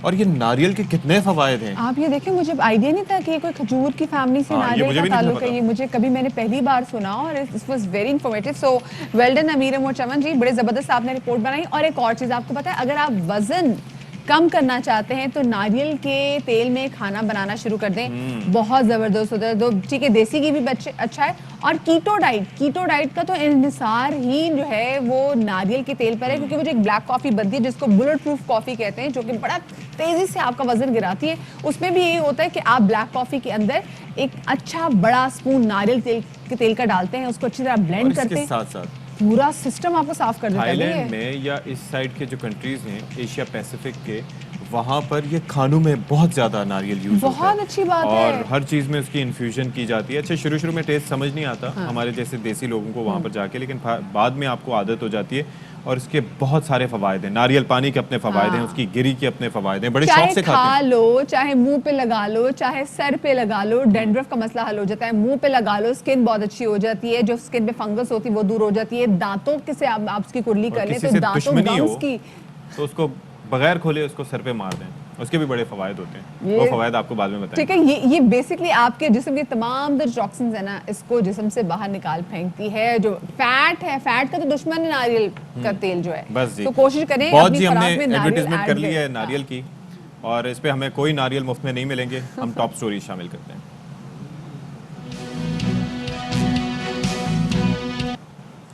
جی جناب, تو امریکہ کی ریاست نیو یارک میں حال ہی میں ایک قانون متعارف کروایا گیا ہے, اور اس قانون کی خاص بات یہ ہے کہ 18 سال سے کم عمر کی شادی پر پابندی لگا دی گئی ہے. یعنی کہ جب تک آپ ایڈلٹ نہیں ہوتے, آپ کی شادی جو ہے اس کو قانونی لحاظ سے اس کو لیگلائز نہیں کیا جا سکے گا, اس کو ویلڈ تصور نہیں کیا جائے گا. بالکل اشفاق. اور یہ جو قانون ہے یہ بیسکلی اگر دیکھا جائے تو امریکہ کی 50 سے 6 ریاستوں میں ہی یہ وہاں پہ قانون ہے کہ وہاں پہ جو چائلڈ میرجز یعنی کہ 18 سال سے کم عمر کی جو شادیاں ہیں ان پر پابندی ہے, اور باقی تمام تر اسٹیٹس میں اس پر ابھی بھی عمل درآمد ہو رہا ہے. تو اسی حوالے سے ہم نے دیکھا ہے کہ نائلہ امین, انہوں نے طویل جدوجہد کی ہے. نائلہ امین کو कम उम्र की शादी के लिए मुहिम चलाने पर ना सिर्फ अमेरिका बल्कि बैनुल-अक़वामी सतह पर भी कई अवार्ड दिए गए हैं और कई अमरीकी और बैनुल-अक़वामी इदारों के सेमिनार से वो खिताब भी कर चुकी हैं। और इस वक्त जैसे कि हमने आपको बताया भी कि 50 में से सिर्फ और सिर्फ 6 रियासतें ऐसी हैं जहां पर कम उम्र की शादियों को अब तक गैर कानूनी करार दिया गया है। एक चीज़ हम ये देखते हैं कि वैसे जो मूवीज़ वगैरह में या सीजन में ये generally when we hear about the laws तो वहाँ पर 18 साल से कम उम्र को तो वैसे भी माइनर करार दिया जाता है, उनको वैसे भी मना किया जाता है। तो ये आई एम श्योर कि ये उसी जानिब एक बड़ा अहम कदम है। बिल्कुल जी, ये बहुत ज़्यादा ज़रूरी है। और नायला अमीन जिन्होंने काफ़ी ज़्यादा जद्दोजहद भी की है, वो खुद हमें ज्वाइन करी हैं, इस वक्त हमारे साथ मौजूद हैं। नायला, आपका शुक्रिया कि आपने बाखबर सवेरा में हमें वक्त दिया। नायला, ये बताइएगा कि आपने बेहतरीन काम किया है और काफ़ी अरसे से आप कम उम्र की शादियों पे बैन लगवाने के लिए मुसलसल आप काम कर रही थी। अब हम सब ये भी देख रहे हैं कि इस कानून को नायला कानून से मंसूब किया जा रहा है, इस हवाले से बताइएगा। तो ये नए कानून निकल आया है जो छोटी उम्र में शादी बंद कर लेते, अंडर एज मैरिजेस को प्रोहिबिट करते हैं, उसको नायलाज लॉ इसलिए कह रही है इसलिए कि 3 सालों से मैं इसके लिए लड़ रही हूँ और फाइनली मैंने पैंडेमिक में इस बिल को पास किया तो इसको नाम दे गई है नायलाज लॉ। मैं सर्वाइवर हूँ, छोटी उम्र में मेरी शादी हुई थी, 13 साल में निकाह और 15 साल में रुखसती, तो इस पर पाबंदी लगवाई है मेरे हार्ड वर्क से, मेरे कॉलीग्स की हार्ड वर्क से। तो ये बताइए, स्टार्ट तो आपने पैंडेमिक से किया, लेकिन आपने ये जिद्दोजहद कब और कैसे शुरू की और ये आइडिया आपको कैसे आया कि इस पर काम करना चाहिए, क्योंकि ये बहुत नेग्लेक्टेड रहा है इससे पहले तक? इस चाइल्ड मैरिज से मेरी प्रोफेशन करियर ये जब बन गई, जब मेरे साथ ये सब हादसा हुआ, तो फिर जब मैं बड़ी हो गई, स्कूल गई सोशल वर्क के लिए, और मैंने देखा कि मुझे और औरतों के लिए कुछ करना चाहिए, मैं ऐसे नहीं बैठ सकती। पाकिस्तान में तो वो लोग थोड़ी सी हेल्पलेस है, यहाँ तो कानून वुमेन के साथ बहुत देते हैं। तो मैं 13 साल की थी जब मेरी निकाह हुई, तो मेरे साथ ये हुआ, तो इसलिए 2015 में मैंने अपनी पहले इंटरव्यू किए, फिर मैंने 2-3 स्टेट्स में कानून बदलिए, अब मैं फेडरल लॉ पे काम कर रही हूँ। मैंने 26 इयर्स ओल्ड की एज में मैंने अपनी NGO नायला अमीन फाउंडेशन को खुलवाई, तो लड़कियां मुझे फ़ोन करती है, ईमेल करती है कि मैं यहाँ हूँ, पासपोर्ट नहीं है, यूरोपियन लड़कियां है या अमेरिकन, तो फिर मैं एम्बेसी को कांटेक्ट करके उसको रेस्क्यू कर लेती हूँ उधर से। तो मेरी इस काम से 2015 से मैं कर रही हूँ, और मेरे सर में जो बाल है वो वाइट हो रहे हैं, इसलिए कि ये बहुत मुश्किल काम है। बिल्कुल मुश्किल काम है, और आप इस चीज़ से गुजर चुकी हैं, इसीलिए आपने इतनी मेहनत भी इस पे की। जैसे आपने बताया कि 13 साल की उम्र में आपका निकाह हुआ और 15 साल की उम्र में आपकी रुखसती भी होगी, और उसके बाद फिर आपने तमाम तो चीज़ों को देखा। लेकिन आपकी जो स्टेटमेंट आई कि आपका भी हाल नूर मुकद्दम जैसा हो सकता था, that was very horrifying for us. ऐसा क्या हुआ था आपके साथ? मैंने एक इंटरव्यू में कहा था उस दिन BBC में कि मैं भी नूर मुकद्दम की जैसे हो सकती थी, इसलिए कि मेरा एक्स हस्बैंड अब्यूसिव था। ऑनर किलिंग बहुत इजीली हो सकती थी, शुक्र है कि नहीं हुई, इसलिए मैं आज आपके सामने हूँ और अपनी स्टोरी कह रही हूँ। लेकिन और कितनी लड़कियाँ हैं, नायला है, जो हमको उसकी स्टोरी का पता नहीं है। लेकिन आपकी जद्दोजहद मज़ीद भी जारी है, क्योंकि सिर्फ 6 रियासतों में इस कानून का इतलाफ़ हो गया, बाकी रियासतें बाकी हैं, तो आप इसको आगे किस तरह लेके बढ़ेंगी? So up till today, it's only 6 states America में जो चाइल्ड मैरिज उसने इलीगल किए। तो मेरी और मेरी कॉलीग्स के यही मिशन है कि हम पूरी अमेरिका 50 स्टेट्स में बैन करें, लेकिन एक स्टेट पर 2-3 साल लगते। और मैंने ये 6-7 साल से कर रही हूँ, तो मेरा बिल्कुल दिमाग ऐसे ख़राब हो रहा है। तो आई थिंक मुझे एक ब्रेक चाहिए, और इंशाल्लाह मैं एक फेडरल बिल पे काम कर रही हूँ जो पूरी कंट्री में ख़त्म कर देगा, instead of me going from one state to another. چلیں نائلہ بیسٹ آف. آپ نے کہا کہ آپ اتنے عرصے سے اس پہ کام کرتی کہ اب خود جو ہے آپ کی اپنی مینٹل سٹیٹ جو ہے وہ اتنی بہتر نہیں ہے, اتنی ہیلدی نہیں, because you need a break of course. اور آپ نے اتنا زبردست کام کیا ہے. ووکل اباؤٹ اٹ کہ میرا دماغ بالکل خراب ہو رہا ہے. میں I've been working about it. اور 2 سے 3 سال ایک ریاست میں لگتے ہیں قانون کو پاس کروانے میں, اور نیو یارک جیسی ریاست میں اس پہ عمل درآمد کروانا, وہاں پہ قانون لانا, یہ بہت بڑی بات ہے. So best of luck and congratulation. Federal قانون ہوگا تو اس کی امپلیمنٹیشن زیادہ بہتر ہوگی. ابھی دیکھیں ابھی فیڈرل پہ کام کریں تو آپ سوچیں کہ اگر ایک اسٹیٹ پہ کام کریں تو اگر کسی فیڈرل قانون پہ کام کریں اس پہ اللہ کو کتنا ٹائم لگے گا. ابھی ذرا ہم کرکٹ کے حوالے سے بات بھی کر لیتے ہیں, کیونکہ جی New Zealand 1 day home series ہونے والی ہے شروع, اور اس کے لیے 20 رکنی اسکواڈ کا اعلان بھی کر دیا گیا ہے. لیکن جو مجھے چیز کافی زیادہ سیڈ لگ رہی ہے وہ یہ ہے کہ سرفراز احمد جگہ نہیں بنا پائے اس میں. آئی ایم شیور کہ اس کے بھی ریزنز ہوں گے. ظاہر ہے کہ سرفراز بڑے ٹیلنٹڈ ہیں اور ایز اے کیپٹن بڑا کامیاب ان کا ٹینیور رہا ہے. لیکن ظاہر ہے اگر ہم دوسری جانب کمپیریزن میں دیکھیں تو رضوان جیسے اگر کیپر آپ کے پاس موجود ہو جو کہ کیپنگ بھی اچھے کرتے ہیں, ایجائل بھی ہیں, اور اس کے ساتھ ساتھ بیٹنگ بھی ان کی بڑی شاندار ہے. اور ابھی کرنٹ سینیریو میں اگر 2 لوگوں کا نام لیا جاتا ہے پاکستان کی بیٹنگ کی جو ریڑھ کی ہڈی کی حیثیت رکھتے ہیں, ایک رضوان اور دوسرے بابر اعظم, تو ایسی صورت میں بہت مشکل ہوتا ہے. کمپیٹیٹو اسپورٹ ہے, اور لیکن ہماری نیک خواہشات جو ہیں وہ سرفراز کے ساتھ ہیں. بالکل جی. اور ساتھ میں آپ کو یہ بتا دیں کہ جو قیادت ہے اس کی وہ بابر اعظم ہی کریں گے. افتخار احمد, خوش دل شاہ, ان کی اسکواڈ میں ہوگی واپسی. ساتھ ہی زاہد محمود, شاہنواز دھانی, محمد وسیم جونیئر اور محمد حارث پہلی بار اسکواڈ کا حصہ بننے کے لیے جا رہے ہیں. حارث سہیل, سلمان علی آغا اور صہیب مقصود ٹیم میں جگہ بنانے میں سمہا وہ بھی ناکام رہے. اور چیف سلیکٹر محمد وسیم جو ہیں وہ کہتے ہیں کہ مڈل آرڈر کے مسائل کو حل کرنے کے لیے تبدیلیاں کی گئی ہیں. مجھے یہ بتائیں فواد عالم ہے اس میں؟ یہ دیکھیں اب یہاں پر دکھائی تو نہیں دے رہے, لیکن I'm sure کہ وہ ہیں, کیونکہ یہ وہ لوگ ہیں جن کی انکلوژن ہوئی. اور جس طریقے سے فواد نے پرفارم کیا ہے, ہی از انبلیویبل. آپ یہ دیکھیں کہ کیسے کنسسٹنسی سے وہ سینچریز پہ سینچریز بنا رہے ہیں, اور ایک ایسا لڑکا جس کو آپ نے 10 سال تک ٹیم سے باہر رکھا, لیکن he's been so positive, he's been so positive. انہوں نے ایکٹنگ وغیرہ بھی شروع کی تھی, لیکن انہوں نے اپنی پرفارمنس کے تھرو بتایا کہ آپ نے کیا چیز گوائی ہے. نہ صرف اپنی گوائی ہے, آپ نے میرے کریئر کے 10 امپورٹنٹ سال ضائع بھی کیے. اچھا بالکل جی. اور T20 اور ورلڈ کپ کے لیے اسکواڈ کا اعلان جو ہے وہ انشاءاللہ ہوگا اگلے ہفتے. اور دوسری جانب ECCA نے کھلاڑیوں کی نئی ٹیسٹ رینکنگ بھی جاری کر دی ہے, جس میں بابر اعظم کا بیٹسمین کی فہرست میں 7واں نمبر برقرار ہے. شاہین آفریدی بالرز کی رینکنگ میں 8ویں نمبر پر ہے. اور اسی حوالے سے بات کرنے کے لیے ہمارے ساتھ موجود ہیں سابق ٹیسٹ کرکٹر توصیف احمد. ان کو شامل کریں گے. توصیف صاحب بہت شکریہ آپ کا کہ آپ نے ہمیں وقت دیا. یہ کہے گا کہ نیوزی لینڈ اسکواڈ کے لیے جس ٹیم کا منتخب کرنا تھا اس اسکواڈ کا تو اعلان کر لیا گیا ہے. بیٹنگ میں کچھ اہم تبدیلیاں کی گئی ہیں. کس حد تک آپ کو لگتا ہے کہ جو تبدیلیاں ہیں یہ کارگر ثابت ہوں گی؟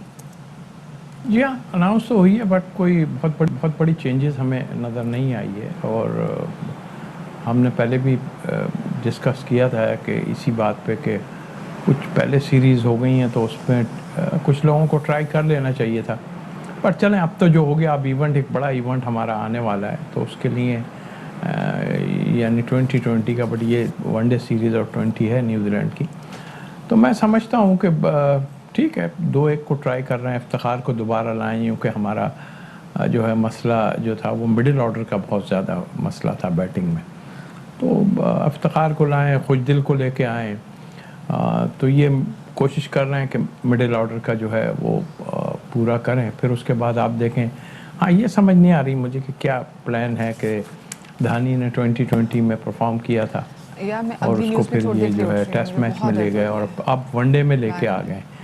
تو یہ پلاننگ کر رہے ہیں. اب بہت زیادہ کرٹیسائز کرتے ہیں تو پھر وہی ہوتا ہے کہ کیا, لیکن ایسا نظر نہیں آ رہا کہ مطلب کچھ ایسے لگتا ہے جیسے کہ تو ڈسٹرب ہیں تھوڑے سے سب لوگ. ایک طریقے سے سارا ہو جائے تو زیادہ اچھا ہے. پھر زاہد محمود کو لے کے آ گئے, یہ رائٹ آرم لیگ اسپنر, اور 2 لیگ اسپنر اور موجود ہیں.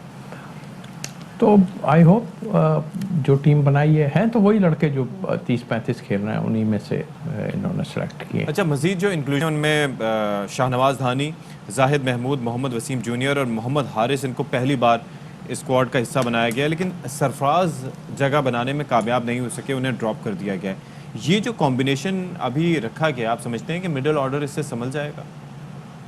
اب بات کی شعیب مقصود کو انہوں نے ہٹایا ہے اور اب جو ہے لے کے آئے افتخار کو لے کے آئے, تو جیسے میں نے بات کی تھی کہ یہ خوش دل کو لے کے مڈل آرڈر میں ہمیں پرابلم ہو رہا ہے اٹیک کرنے پہ، ہم نے تو مشورہ ایک چھوٹا سا دیا تھا ویسے ہی کہ اگر چیک کرنا ہے تو وہیں پہ چیک کر لیں، اور اس پہ لوگ برا مان گئے تھوڑا سا، اس لیے کہ ہم نے کہا تھا کہ بابر اور جو ہے اپنا رضوان وہ نیچے آ جائیں مڈل آرڈر میں، دیکھ لیں آن کے کھیل کے کسی اور کو ہم چیک کر لیتے ہیں تو شاید لوگوں کو برا لگے، لیکن وہی چیزیں آ رہی ہیں واپس، تو آئی ہوپ، مجھے تو لگ رہا ہے.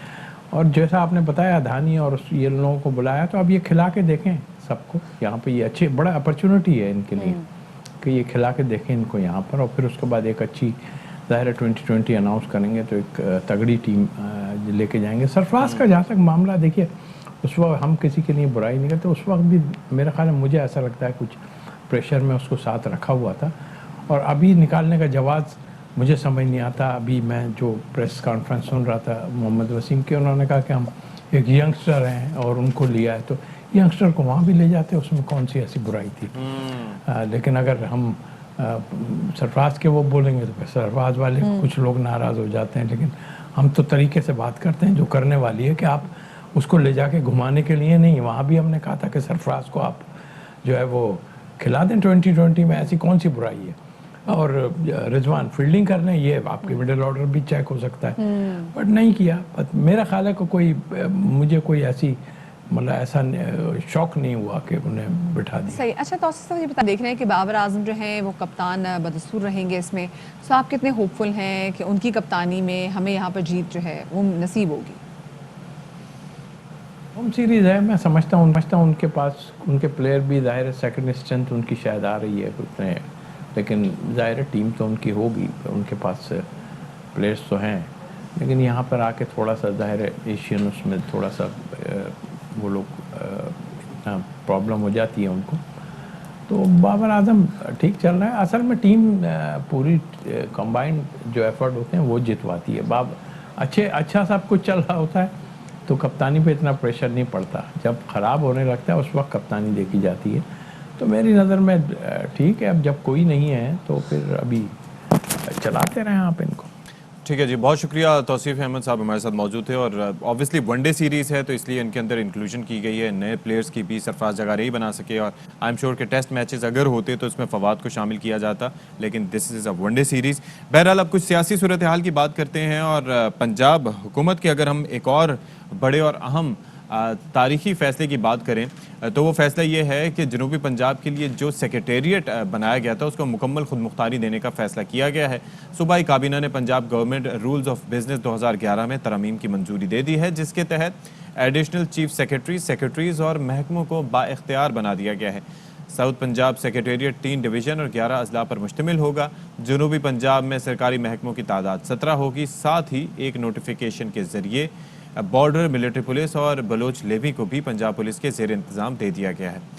راجن پور اور ڈی جی خان کے قبائلی علاقے سے 117 برس سے نافذ العمل Punjab border military police act کی عملداری ختم ہو رہی ہے، اور وزیر اعظم اور وزیر اعلیٰ کی منظوری کے بعد اس حوالے سے نوٹیفیکیشن جاری کر دیا گیا ہے.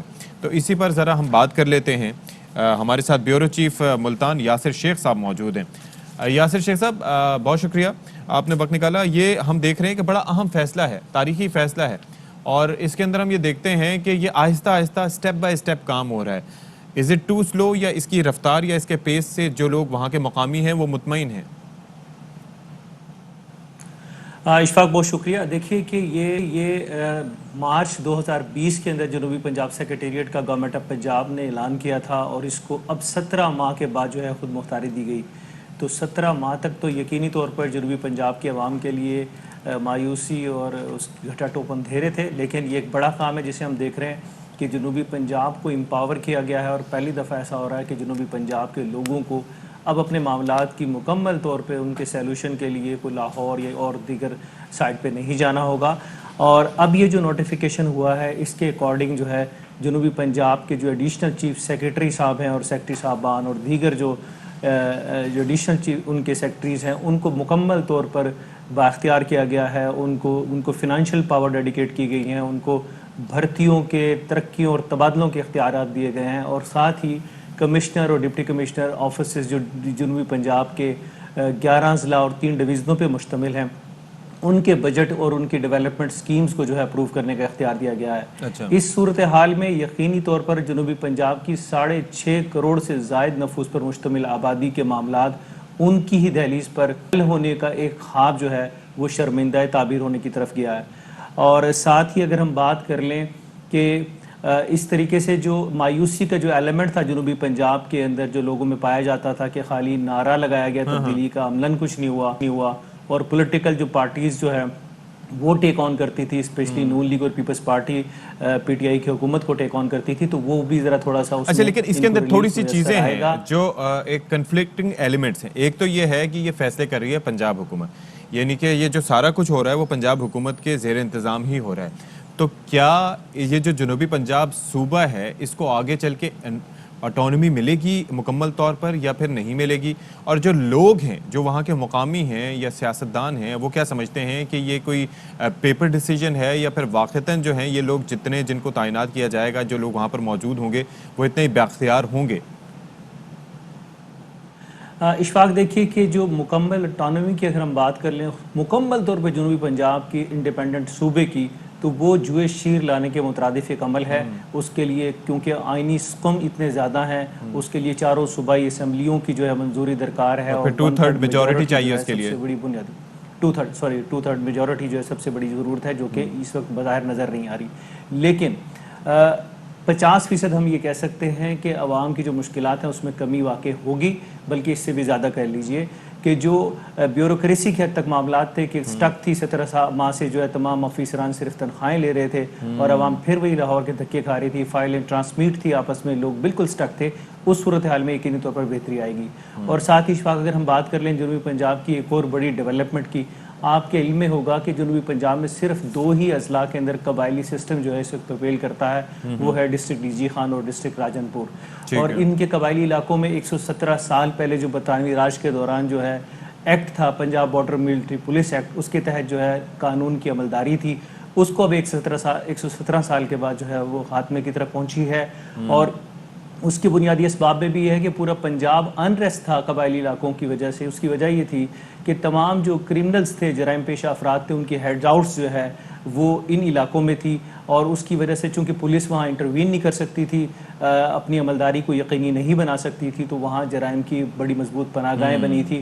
اور اشفاق آپ کے علم میں ہوگا ماضی قریب کا ایک واقعہ ہے کہ جہاں ہاتھ کاٹے گئے خدا بخش لادی گینگ نے، وہ بھی ٹرائبل ایریا کے اندر ہوا، اور کتنا پینک پوری عالمی ہمیں مطلب اس میں سبکی کا سامنا کرنا پڑا. تو یہ اگین ایک بڑا ہے کہ پنجاب کے اس وقت تمام جو قبائلی علاقے ہیں وہ باقاعدہ پولیس ایکٹ کے تحت کر دیے گئے ہیں، اور اب جو وہ فورس ہے اس کو ڈیمولش نہیں کیا گیا. یہ بہت اچھی بات ہے کہ ان کا وجود برقرار رکھا گیا ہے. اب اس فورس کی جس کی گزشتہ کوئی 35-40 سال سے کوئی کسی قسم کی تربیت کا کوئی اہتمام نہیں تھا، ان کے پاس ویپن نہیں تھا، ان کے پاس اتنے بڑے قبائلی علاقے کو جو ہے وہ کرنے کے لیے، وہاں قانون کو یقینی بنانے کے لیے، عملداری کو یقینی بنانے کے لیے کوئی نظام نہیں تھا. اب وہ باقاعدہ پنجاب پولیس اور رینجرز کو ذمہ داری دی گئی ہے کہ وہ جو عملہ ہے. اب یہ ذرا بتائیے گا کہ تحریک انصاف کی حکومت کے 2 سال باقی رہ گئے ہیں الیکشن سے پہلے، 3 سال مکمل ہو گئے ہیں، تو جو وعدے کیے گئے تھے اس پر کس حد تک ڈیلیور کیا گیا، اور 2 سال میں حکومت مزید کیا کرنے کا ارادہ رکھتی ہے اس ڈویژن کے لیے، اس جنوبی پنجاب کے علاقے کے لیے؟ دیکھیے اشفاق، جو بنیادی سب سے بڑا پرابلم ہے جنوبی پنجاب سمیت پورے ملک کا، وہ ہے مہنگائی کے اندر جو ہے حکومتی مکمل طور پہ ناکامی، کہ اس کو کنٹرول نہیں کر سکی. ادروائز ادارہ جاتی اصلاحات کے اوپر بے شمار کام کر رہی ہے گورنمنٹ پاکستان تحریک انصاف، اس میں کوئی دو رائے نہیں کہ میکنزم بن رہا ہے. آپ کو ڈیجیٹلائزیشن کی طرف یہ موو کر رہے ہیں، کافی زیادہ سسٹم ہے. اس طریقے سے لوگوں کو ہوپ ضرور ہے. بڑا ملاکھڑا ہوگا سیاسی میدان پی ٹی آئی، میرا نہیں خیال کہ اتنا آسان ہوگا کسی دوسری جماعت کے لیے پی ٹی آئی کو وہ کرنا، اگر صرف یہ مہنگائی والے ایلیمنٹ میں، جس میں جنوبی پنجاب چونکہ دیگر تمام پاکستان کے دیگر حصوں سے زیادہ پسماندہ علاقہ ہے، غربت کی شرح زیادہ ہے، احساس محرومی بہت زیادہ ہے، ریٹ کم ہے، تو وہ لوگ زیادہ افیکٹ ہوتے ہیں. جی تو اب یہاں پر جو مقامی یہاں کے سیاستدان ہیں، جو لوگ ظاہر ہے کہ اسمبلیز میں بھی بیٹھے ہیں، جو کہ اعلیٰ پائی کی شخصیات بھی ہیں، تو ان کے مطالبات اب اس سے متعلق کیا ہیں؟ کیا حکومت نے جو اب تک کاوشیں کی ہیں ان کو سراہتے ہیں، یا ابھی مزید کوئی ان کے مطالبات، مہنگائی کو چھوڑ کر اس کے علاوہ بھی کوئی مطالبات ہیں؟ دیکھیے کہ مطالبات تو بے شمار ہیں، اور جس کا میں نہیں سمجھتا ہوں کہ جب تک ارتقاء کا عمل چل رہا ہے اس دنیا میں ہے، لوگ اپنی ضروریات سے تو ظاہر بات ہے ڈیمانڈز بڑھاتے رہیں گے، ہوتے رہیں گے، اور واقعتاً ضرور مسائل بھی ہیں. جو ڈیولپمنٹ کا جو اپر پنجاب سے اور جنوبی پنجاب کے درمیان جو گیپ ہے وہ بہت زیادہ ہے، تو اس لیے جتنا بھی گورنمنٹ کرے گی وہ کم ہوگا. اور وہ یقینی طور پہ جو وزیر اعظم کا ویژن ہے کہ جو کمزور علاقے ہیں، جو پسماندہ علاقے ہیں، ان کو اوپر اٹھانے کا، اس میں خاصا کام کرنے کی اشفاق ضرورت ہے. بہت سارے مسائل ہیں تعلیم اور صحت کے معاملات کو لے کے، تو چیزیں کافی زیادہ ہیں جس کے اوپر گورنمنٹ کو 2 سال کے اندر بہت بھرپور محنت، سنجیدگی کے ساتھ محنت کرنا ہوگی. میرا خیال ہے کہ اگر گورنمنٹ 2 سال خاص فوکس کر لے جنوبی پنجاب کو، تو یہ اپنی سچویشنز کو جو ہے انٹیکٹ رکھ سکیں گے. میں یہ نہیں کہتا ہوں کہ وہ اپنا ووٹ بینک بڑھا جائیں گے، لیکن جو ہے اس کو انٹیکٹ رکھنے کے لیے شاید وہ کارگر ثابت ہو سکے. چلیں جی، بہت شکریہ یاسر شیخ صاحب، بیورو چیف ملتان ہمارے ساتھ تھے. اور ایک اچھا انیشیٹو لیا گیا، ایڈیشنل چیف سیکریٹری سمیت 17 محکموں کے سیکریٹری وہاں پر ہوں گے. اور ظاہر ہے کہ گورنمنٹ سوچ رہی ہے کہ انتظامی لحاظ سے جتنی اٹانومی دی جا سکے اس علاقے کو وہ دی جائے. باقی جہاں تک صوبہ بننے کا معاملہ ہے تو اس کے اندر بھی آگے پیش رفت ہوگی، لیکن بڑا مشکل کام ہے کیونکہ 2/3 میجورٹی اس کے لیے ریکوائرمنٹ ہوگی. ساری جو جماعتیں ہیں ان کو ایک ہونا ہوگا. تو لیٹس سی واٹ ہیپنس اس حوالے سے. تو جناب ایک اور اہم خبر فیصل آباد سے شامل کرتے ہیں، اور خبر ہے ایک واردات کے حوالے سے جو کہ فیصل آباد کے علاقے باؤوالا میں ہوئی، جہاں پر جیولر شاپ میں ڈکیتی ہوئی تھی اور اب اس کا مقدمہ درج کر لیا گیا ہے. پولیس کا یہ کہنا ہے کہ 1 ستمبر کو 3 ڈاکوؤں نے 25 لاکھ روپے کے زیورات چھینے اور مزاحمت پر دکاندار اور گارڈ کو زخمی کر دیا تھا. ARY نیوز نے اس واقعے کی CCTV حاصل کر لی ہے، اور یہ فوٹیج آپ اپنے ٹیلی ویژن اسکرینز پر بھی دیکھ سکتے ہیں کہ کس طریقے سے یہ اس کو زد و کوب کر رہے ہیں. اور جو صورتحال یہ ہے کہ اس کے اندر آپ نے دیکھا کہ کس طریقے سے یہاں پر ان کو تشدد کا نشانہ بنایا جا رہا ہے، اور تشدد کا نشانہ بنانے کے بعد یہ ڈاکو جو ہیں وہ 25 لاکھ روپے لے کر جناب یہاں سے فرار ہو جاتے ہیں. اب اس واقعے کا مقدمہ درج کر لیا گیا ہے، یعنی کہ 1 دن کے بعد. اچھا، لاہور کے علاقے گجرپورہ کا تذکرہ کرتے ہیں، جہاں 2 لڑکیوں سے مبینہ زیادتی کیس میں گرفتار فیکٹری مالک ندیم کا بیان سامنے آ گیا ہے. ملزم ندیم نے یہ بتایا ہے کہ کزن عرفان کے ہاں بیٹی کی پیدائش پر پارٹی کا منصوبہ بنایا. پارٹی کے لیے عرفان نے دیگر 5 دوستوں کو بھی بلایا تھا فیکٹری، اور پارٹی کے لیے دونوں لڑکیوں کو شاہدرہ سے لایا گیا تھا. ڈانس کے لیے لڑکیوں سے 15,000 روپے طے ہوئے. وعدے کے مطابق لڑکیوں کو 2 بجے واپس چھوڑ کر آنا تھا. وقت پر چھوڑ کر نہ آ سکے تو صبح 7 بجے لڑکیوں کو ان کے گھر پہنچایا. وہاں پیسوں پر جھگڑا ہو گیا تو لڑکیوں نے ہم پر زیادتی کا الزام لگا دیا. یعنی کہ معصومیت ذرا چیک کریں کہ اگر آپ کا طے ہوا تھا کہ آپ نے 2 بجے چھوڑنا تھا تو پھر کس وجہ سے آپ صبح 7 بجے تک انہیں چھوڑ کر نہیں آ سکے. اور اس کے بعد وہاں پر جب ان کی جانب سے یہ کہا گیا کہ انہوں نے ہمارے ساتھ زیادتی کی ہے تو اس کے اوپر ملزم کی جانب سے اب یہ بیان سامنے آ گیا ہے کہ جی انہوں نے تو ہم پہ الزام لگا دیا ہے. اور اس کے بعد جناب یہ اندوہناک واقعہ ہے ویسے جو پیش آیا ہے، اور اس واقعے کی ہم مذمت ہی کر سکتے ہیں کیونکہ ظاہر ہے کہ آپ یہ بیان دیکھیے ذرا اس شخص کا جو کہ سامنے آیا. بابر خان ہمارے ساتھ موجود ہیں. بابر، یہ بتائیے گا، یہ بڑا ایک بظاہر معصومانہ سا بیان دیا گیا ہے کہ بھائی ہم تو 2 بجے چھوڑ کے آنا تھا اور کسی وجہ سے 7 بجے جو ہے وہ چھوڑ کے آئے اور انہوں نے دیکھیں جی ہم پہ الزام لگا دیا ہے. پولیس کا اس پر کیا موقف سامنے آیا ہے؟ دیکھیں جی، پولیس کا کیا موقف سامنے آنا ہے. پولیس نے اپنی سکین محفوظ کرنے کے لیے اس سے بیان دلوایا ہے. بظاہر جو نا یہ جو صورتحال ہے یہی ہے کہ عرفان جو اس کا ندیم کا کزن ہے جو فیکٹری مالک ہے، اس کے بیٹا ہوا تھا جس کی خوشی میں اس نے ایک فنکشن رکھا ہوا تھا. اب فنکشن کے آڑ میں یہ جو بیان دیا گیا ہے یہ ندیم کی طرف سے دیا گیا ہے. تو اس کے بعد یہ مس ہیپ ہوا، جب جھگڑا ہوا تو انہوں نے 15 پہ کال چلا دیا. اب دیکھنے والی بات یہ ہے کہ اس علاقے میں اگر فنکشن بھی ہو رہا ہے تو مقامی پولیس کہاں تھی؟ مقامی پولیس نے یہ فنکشن کو کیوں نہیں روکا؟ وہاں پر جو اہل علاقہ ہے وہ یہی بتاتے ہیں کہ اس فیکٹری میں اکثر ایسی حرکات ہوتی رہتی ہیں، فنکشن ہوتے رہتے ہیں. تاہم پولیس نے مقدمہ درج کر لیا. اس کے بعد اب جو میڈیکل ان کا کروا لیا گیا ہے، ان کے بیان بھی آ گئے ہیں. یہ جو ملزم ہے ندیم جو فیکٹری کا مالک ہے، پولیس کا یہ کہنا ہے جس وقت پولیس نے ریڈ کیا یہ برہنہ حالت میں وہاں پہ لیٹا ہوا تھا، شراب کے نشے میں. وہاں سے شراب کی بوتلیں بھی برآمد ہوئی ہیں اور پولیس جو ہے نا کافی اس پہ پریشان بھی نظر آ رہی ہے. جو واقعات ہو رہے ہیں آپ سے کچھ دیر بعد CC پہ لاہور خواتین سے تحفظ کے حوالے سے فلیگ مارچ بھی کر رہے ہیں اور خواتین کے کالج میں جائیں گے, ان کو بتائیں گے بچیوں کو کہ وہ محفوظ ہیں. اب یہ فلیگ مارچ ہوتے رہیں گے لیکن لاہور میں جو واقعات ہو رہے ہیں وہ آئے روز اس میں اضافہ بھی ہوتا جا رہا ہے, جس کی وجہ سے جو پولیس کی کارکردگی ہے اس پر سوالیہ نشان ہے. پولیس تمام تر کوشش کے باوجود پولیس ان پر کنٹرول کرنے میں بری طرح ناکام نظر آ رہی ہے. چلیں جی, ہم فالو اپ اس کا لیتے رہیں گے. فی الوقت بہت شکریہ آپ کا بابر خان, آپ نے ہمیں اپڈیٹ کیا. ایک بریک لے لیتے ہیں, بریک کے بعد آتے ہیں.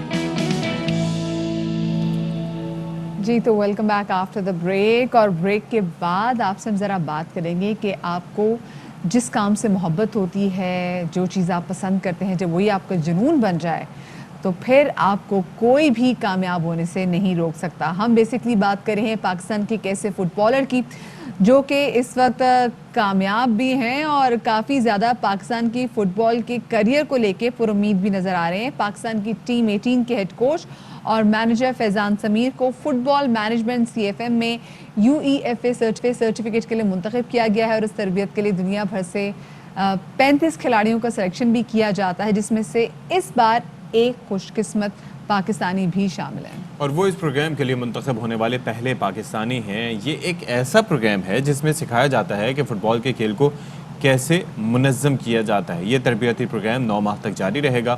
فیضان جو اس پروگرام کے لیے نشست حاصل کرنے میں کامیاب ہوئے ہیں وہ فی الحال ٹیم 18 کے ہیڈ کوچ کے فرائض انجام دے رہے ہیں, اور اسی بارے میں ہم بات کر لیتے ہیں.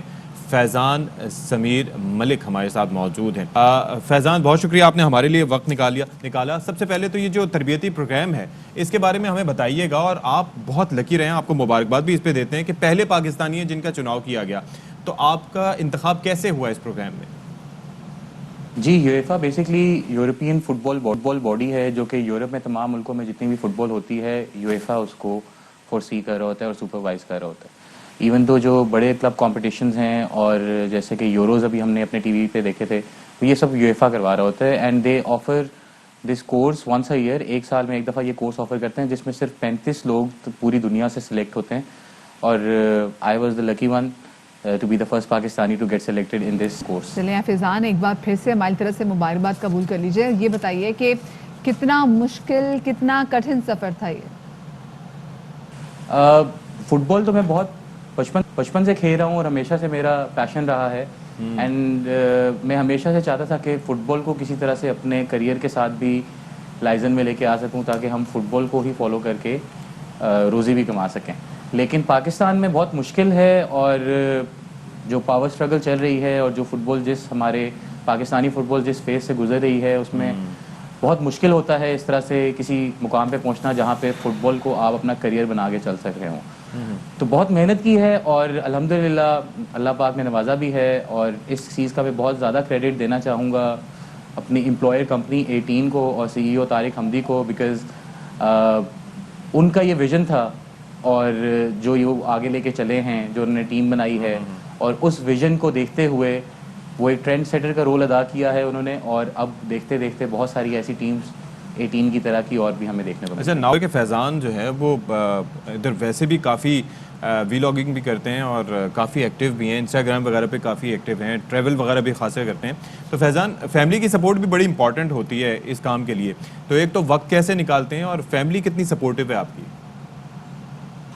فٹ بال کو شوق جی ہمیشہ سے تھا, جب سے مجھے یاد پڑ سکتا ہے تب سے تھا, اور گھر والوں کی بالکل سپورٹ تھی مجھے. ایسا نہیں تھا کہ گھر والے منع کرتے تھے, لیکن ایسا بھی نہیں تھا کہ انکریج کرتے تھے کہ بالکل اسی میں پڑھ جاؤ. تو ان کا یہی تھا پہلے کہ پڑھائی کمپلیٹ کرو, یہ ساری چیزیں چلتی رہیں گی ساتھ ساتھ. لیکن آئی ریئلی بلیو کہ آج میں جو بھی ہوں, ایون جو میری پرسنالٹی بھی ہے, ایون جو میں کام کر رہا ہوں, اس میں اسپورٹس کا اور فٹ بال کا بہت لینا دینا ہے, اور it has some what shaped me in what I am. چلیں زبردست. فیضان یہ بتائے گا, حکومتی سطح پر آپ سے کوئی رابطہ کیا گیا ہے؟ مشکلات تو نہیں آپ کو درپیش اس وقت؟ حکومتی سطح پر ابھی تک مجھ سے کوئی رابطہ نہیں کیا گیا, آلدو مجھے کچھ سوسائٹیز کی طرف سے ضرور مبارکباد کے میسیجز آئے تھے, اور کچھ پرائیویٹ برانڈز ہیں جنہوں نے مجھے ریچ آؤٹ کیا اور بیسکلی پوچھا کہ کس طرح سے آپ مینیج کر رہے ہیں سارا کچھ, اور انہوں مجھے کافی ہیلپ کر رہے ہیں اس پورے سیناریو میں. جی بہت شکریہ. فیضان ضمیر ملک ہمارے ساتھ موجود تھے, اور بڑا جناب مبارکباد کی بات ہے کہ ایک ایسے پاکستانی جن کو پہلی دفعہ کسی پاکستانی کو سلیکٹ کیا گیا. آئی ایم شیور کہ جو وہ اتنے پیریڈ میں جتنا بھی اس ٹائم فریم ہے اس کے اندر جو کچھ سیکھیں گے تو اپنا تجربہ جو ہے وہ ہمارے پاکستانی نوجوانوں کے ساتھ مزید بھی شیئر کریں گے. بھئی کچھ نہ کچھ تو اچھی خبر آئی ہمارے ملک سے بھی فٹ بال کے حوالے سے, چاہے ان کی انڈیویجول سکسیس ہے, لیکن آہستہ آہستہ ایسے انڈیویجول سکسیس ہم دیکھیں گے کلیکٹیو سکسیس میں تبدیل ہوگی. کیونکہ پچھلے دنوں ہم نے دیکھا نا ابھی جو فٹ بال کے جو ہمارا مطلب فیفا نے بین لگا دیا تھا, آپ دیکھیں ہماری رینکنگ چیک کریں ہم کہاں پہ وہ کر رہے ہیں. وہ تو الگ ہی معاملہ تھا نا فیصل صالح تو وہ, لیکن ہم کہیں تو پہنچے, کہیں تو پہنچے. ہمارے یہاں پہ پتہ فٹ بال کا اتنا رواج ہے, لوگ بدنام نہ ہوگے تو کیا نام نہ ہوگا. کسی اچھی چیز سے بھی چلے ہم, وہ ہمارا نام ہو رہا ہے. اچھا چلے جی, ذرا آپ کے ساتھ شیئر کرتے ہیں ایک ویڈیو جو کہ مجھے لگتا ہے میرے دل کے بھی بہت زیادہ قریب ہے. آج کل سوشل میڈیا پہ ایک ویڈیو ہے وہ بڑی وائرل ہوئی ہے, جس میں ایک بیوی, ایک خاتون جو ہے بڑی دکھی ہے, وہ بہت دکھی ہوئی ہے, اتنی پیاری لگ رہی ہے, روئی ہوئی ہے, بال اجڑے ہوئے ہیں میاں سے. وہ یہاں پہ جناب فل وہ لڑائی بھی کر رہی ہے اور ان سے کہہ رہی ہے کہ بھائی تم نے میری سالگرہ کے لیے کیا کیا ہے. پھر ان ساتھ میں بتا بھی رہی ہے, جتا بھی رہی ہے کہ میں نے تمہاری سالگرہ کے لیے کیا کچھ کیا تھا, تو تم نے میری سالگرہ کے لیے کیا پلان کیا. مزے کی بات آپ کو بتائیں, سالگرہ بھی نہیں ہے. اچھا سالگرہ بھی نہیں, ابھی اس میں ٹائم ہے 1.5 مہینہ کتنا, ابھی 1.5 مہینہ. اور پھر کہہ رہی ہے کہ میں نے آپ سیلیبریٹ اس وقت کر رہے تھے, اس وقت تیاریاں اس وقت کر رہے تھے جب میں وہیں پہ سو رہی تھی. مجھے سرپرائز بھی نہیں دیا. سنوا دیتے ہیں آپ کو ذرا. جو میں کرتی ہوں میں تیرے کو بتاتی ہوں, میں تیرے سے پوچھتی ہوں کہ کیا کروں تیرے برتھ ڈے پہ. کھانا کھلانا برتھ ڈے بنانا ہوتا ہے. تیرا کون سا برتھ ڈے پہ میں نے کتنی اچھی اچھی ڈیکوریشن کرتی ہوں. تو میں ایک برتھ ڈے پہ کری تھی اس بار نہیں, تو نے میرے سب سے پہلے برتھ ڈے پہ ڈیکوریشن کری تھی, ٹھیک ہے, وہ بھی میں سو رہی تھی کمرے میں, میرے سامنے ڈیکوریشن کر رہا تھا. تو وہ تو کمبل ڈال کے سو رہی تھی, ٹھیک ہے, میرے سامنے کتنے کو کمبل نہیں پتا تو تھا نا میرے کو ڈیکوریشن. تیرے کو یہ تو نہیں پتا نا کیسے سجا دوسرے اچھا ظلم کر دیا. دیکھیں ایک تو آپ نے اس کو سرپرائز دیا اور اس کو پتا تھا آپ اس کو سرپرائز دے رہے ہیں. یہ سرپرائز کوئی نہیں ہوتا, سرپرائز وہ ہوتا ہے جس کا آپ کو واقعی نہ پتا ہو, دوستوں کو انوالو کریں. کیسے بندہ سرپرائز دے, کووڈ کے دنوں میں تو یہی ہو سکتا ہے نا. بینگ اے وائف, میں بھی یہ کہتی ہوں کہ بینگ اے وائف بڑا جناب مشکل ہے کہ آپ صرف سے آپ بولیں کہ جب میں صرف کیک کاٹنا ہے, وہ کیک کاٹے ڈیکوریشن سے کیا ہوتا ہے بھی اچھا گفٹ ہونا چاہیے. کووڈ میں یہی ہوتا ہے نا, دوست کیسے آئے, انہوں نے سوشل ڈسٹینسنگ نہیں کرنی. سوشل بات سنیں, یہی تمام دوست ہیں نا, روز رات میں اکٹھے ہوتے ہیں, لیکن پھر بھی کچھ نہ کچھ تو اچھا پلان کریں نا. مطلب بیوی کو گھر سے نکال کے بندہ پلان کرے, آنسوؤں سے رو رہی تھی, ڈیکوریشن کر لے. وہ بھی یہ کہہ رہی تھی بیوی کو نیند کی گولیاں کھلا کے ڈیکوریشن کرے ہیں. یہ مجھے آپ کے ارادے بالکل اچھے نہیں لگ رہے, لیکن میں خالی کیک پہ بالکل گزارا نہیں ہوتا. تو ہم نے لوگ سے بھی پوچھا کہ بھائی کہ خالی کیک پر آپ کا گزارا ہو جائے گا, آپ کو باہر کھانا کھلا دیا کیا اس سے گزارا ہو جائے گا آپ کو, تو کیا آپ کی ایسی برتھ ڈے سیلیبریشن آپ کو قبول ہے. لوگوں کا کیا کہنا تھا آپ کے ساتھ ذرا شیئر کرتے ہیں. خواتین ہی ہوتی ہیں, ان کو ہی ہوتا ہے کہ ان کی پارٹی ہو, گفٹس ملیں اور فنکشن وغیرہ ہو, یونیک سا ہو کچھ بھی ہر بار. ایونٹ چاہے بڑا نہ ہو, گفٹ ضرور ملنا چاہیے. کوئی نہ کوئی تو گفٹ دینا پڑے گا, گفٹ کے بغیر تو خوش بھی نہیں ہوگی نا. کیک تو بچوں کا بھی ہم کاٹ دیتے ہیں. میرا یہ ہوتا ہے کہ پراپر جو ہے نا وہ ایک طرح سے پوری جو ہے وہ پراپر ارینجمنٹ ہو, ساری چیزیں ہو, تھوڑا سا سرپرائز بھی ہو. کیک کٹ گیا کافی ہے, ویسی میں خوش ہوں. شور ہونا چاہیے محبت کرنے والا. سال میں ایک دفعہ پیدا ہو رہے ہیں, ایک دفعہ سالگرہ کر رہے ہیں, ابھی بھی گفٹ نہیں لیں گے تو فری میں تو جانے نہیں دیں گے, بالکل گفٹ لیں گے اور کیک بھی کٹنگ کروائیں گے. جو مرد ہیں وہ تو ایسے ہی گزارا کر لیتے ہیں, لیکن لڑکیاں جو ہیں ان کی وہ زیادہ ڈیمانڈنگ ہوتی ہیں. اگر میرے ہسبینڈ میرے لیے کیک لے کے آ جاتے ہیں تو وہی میرے لیے سب سے اسپیشل ہوگا. I will satisfy with the diamond gift because میری برتھ ڈے آ رہی ہے اور میں ان کو پہلے ہی کہہ چکی ہوں کہ مجھے ڈائمنڈ کا گفٹ چاہیے, تو cake is not enough, more than that. I guess خواتین زیادہ ڈیمانڈنگ ہوتی ہیں کیونکہ ان کی ہر چیز بہت زیادہ ہوتی ہے, شوز الگ, جویلری الگ, کپڑے الگ. یہ ڈپینڈ کرتا ہے کہ عورت پہ کہ وہ کیسے سیٹسفائی ہوتی ہیں. لیکن نارملی جو میرے ساتھ ہے, میں کوئی بھی چھوٹا بڑا یا آپ کہہ رہے ہیں کیک گفٹ لے کر جاؤں تو وہ سیٹسفائی ہو جاتی ہیں. میرا خیال اس میں تو دو رائے ہونی نہیں چاہیے, خواتین ہی ڈیمانڈنگ ہوتی ہیں موسٹلی, اور اگر وہ ڈیمانڈ کریں گی تو ان کا حق بنتا ہے. کیک سے تو بیوی کا پیٹ بھی ویسے ہی نہیں بھرتا ہے. ویسے تو جب اسپیشل ڈے پہ, اسپیشل ایونٹ پہ آپ کیک کاٹے تو میرے خیال میں اس کو وہ اس دن کی سارے سال جتائی رہے گی. کیک بھی کاٹتے ہیں تو بہت اچھا ہوتا ہے, اسپیشلی اگر وہ سرپرائزنگ سالگرہ ہو تو بہت اچھا اور مزہ آتا ہے, خوشی ہوتی ہے. بھائی کمال ہے, کمال ہے. ایک خاتون جو ہے نا وہ شی اسٹوڈ آؤٹ, وہ کہتی ہیں کہ مجھے تو ڈائمنڈ میں کوئی گفٹ چاہیے, اس سے پیچھے تو ہٹنا ہی نہیں. کیا اس کا دل نہیں ہے, وہ مانگ نہیں سکتی. تو کیک کے اوپر ڈائمنڈ لکھ کے دے دیں, وہ کافی. آپ اگر بیوی ہوتی آپ نے میاں سے اپنی مانگتے نہیں, اگر آپ بیوی ہوتے تو اپنی برتھ ڈے پہ کچھ ڈائمنڈ نہ دے, کچھ کوئی بھی زبردست چیز. ہاں اگر یہ اس کا وہ ہے, بتائیں آپ ذرا کون سا ہائپوتھیٹیکل کوسچن ہے, اگر ہائپوتھیٹیکل کوسچن نہیں, میں اگر کما رہا ہوتا تو میں کبھی نہ مانگتا. کیونکہ انہوں نے خود بھی گھر میں جواب دینا ہوتا ہے نا بھائی. نہیں مجھے تو پتا, میرے تو میاں شو دیکھ رہے ہوتے ہیں, ٹھیک ہے, تو بھائی کیک پہ تو بالکل گزارا نہیں ہوتا, اور کھانا پینا تو مطلب ویسے بھی آپ نارملی بھی جا سکتے ہیں. ایسی خواتین ہوتی ہیں جن کی وجہ سے ان کے بندے بیچارے سوشل ڈسٹینسنگ نہیں کر پاتے, وہ باہر جا کے ارینجمنٹ کرتے ہیں پھر کووڈ. اور یہ آپ کو بہت اچھے طریقے سے پتا ہے کہ میں وہ ہوں جو گھر سے نکلتی نہیں ہوں, خود آدھی نفسیاتی ہو چکے, خود نہیں نکلتی, شوہر کو نکالتی ہیں. ان کا کام, وہ نہیں نکلیں گے نا تو ان کا کام بھی پورا نہیں ہوگا. ہم خود گھر سے باہر نکلتے ہیں, روز ہماری نوکری ایسی. بریک لیتے ہیں جی, چھوٹی سی بریک کے بعد ملتے ہیں.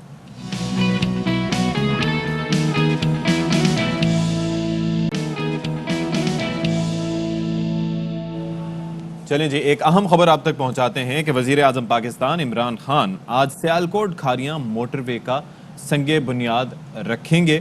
69 کلومیٹر پر محیط یہ منصوبہ 2 سال میں مکمل کیا جائے گا, اور اس تکمیل سے مسافروں سیالکوٹ کی صنعتوں میں تیار مصنوعات کی نقل و حرکت میں آسانی ہوگی. وزیر اعظم افتتاح کے موقع پر تقریب سے خطاب بھی کریں گے. تو یہ بڑا اچھا منصوبہ ہے, پبلک پرائیویٹ پارٹنرشپ کے تحت یہ منصوبہ 2 سال میں مکمل ہو جائے گا. اور آپ یہ دیکھیں کہ سیالکوٹ جو ہے تجارتی ہب ہے, اور وہاں پر ایئرپورٹ بھی بڑا اسٹیٹ آف دی آرٹ ہے, مطلب بہت خوبصورت ایئرپورٹ ہے, اور وہاں سے ظاہر ہے کہ جو سامان بنتا ہے اس کی نقل و حرکت جو ہے وہ اس کے لیے بنایا جا رہا ہے. 69 کلومیٹر کا منصوبہ ہے. شہر بہت خوبصورت ہے, بڑے تگڑے لوگ وہاں پہ رہتے ہیں, اور وہاں کے لوگ, میں نے ان کی چیز دیکھی ہے کہ وہ صرف اپنے لیے کام نہیں کرتے, وہ پورے شہر کے لیے کام کر رہے ہوتے ہیں. ان کی کوشش ہوتی ہے کہ ان کا جو شہر ہے وہ باقی شہروں جیسا اسپیسیفکلی پنجاب میں جو دوسرے بڑے شہر ہیں ان کا مقابلہ کر سکیں. اور تو کر اچھی بات ہے, ایگزیکٹلی اچھی بات بھی ہے, اور اسی وجہ سے آج وزیر اعظم عمران خان سیالکوٹ کھاریاں موٹر وے کا سنگ بنیاد رکھیں گے. 69 کلومیٹر پر محیط یہ منصوبہ جو ہے یہ انشاءاللہ اس کو 2 سال میں کمپلیٹ کر لیا جائے گا, اور موٹر وے کی تکمیل سے مسافروں اور سیالکوٹ کی صنعتوں میں تیار مصنوعات کی نقل و حرکت میں کافی زیادہ آسانی بھی ہوگی. اور جناب آپ کو بتائیں, لوگوں نے بڑے مہنگے مہنگے شوق رکھے ہوئے ہیں. اسپیسیفکلی ہم آپ کو لے چلتے ہیں ملتان. ملتان میں ایک شخص ایسا ہے جس نے 1 نہیں 2 نہیں 3 نہیں پورے کے پورے 10 شیروں کو گھر میں پال رکھا ہے, اور انہوں نے کہا کہ جی میرے شیروں کا جو میں نے کیج بنایا ہے, گو کہ میں ہمیشہ بڑی خلاف ہوتی ہوں اس کیج کے, بیکاز آئی بلیو کہ یہ جو جانور ہے, لیکن یہ کیج بڑا مختلف ہے, مطلب یہ کیج کہیں سے لگ ہی نہیں رہا.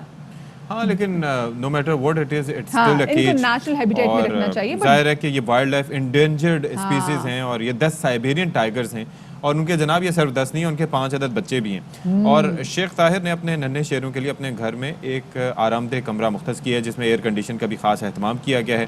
اور 7 کلو گوشت کھاتا ہے ایک شیر, وہ بھی روزانہ, اندازہ کیجئے. اور 2 ڈاکٹرز بھی موجود ہیں ان کی دیکھ بھال کے لیے.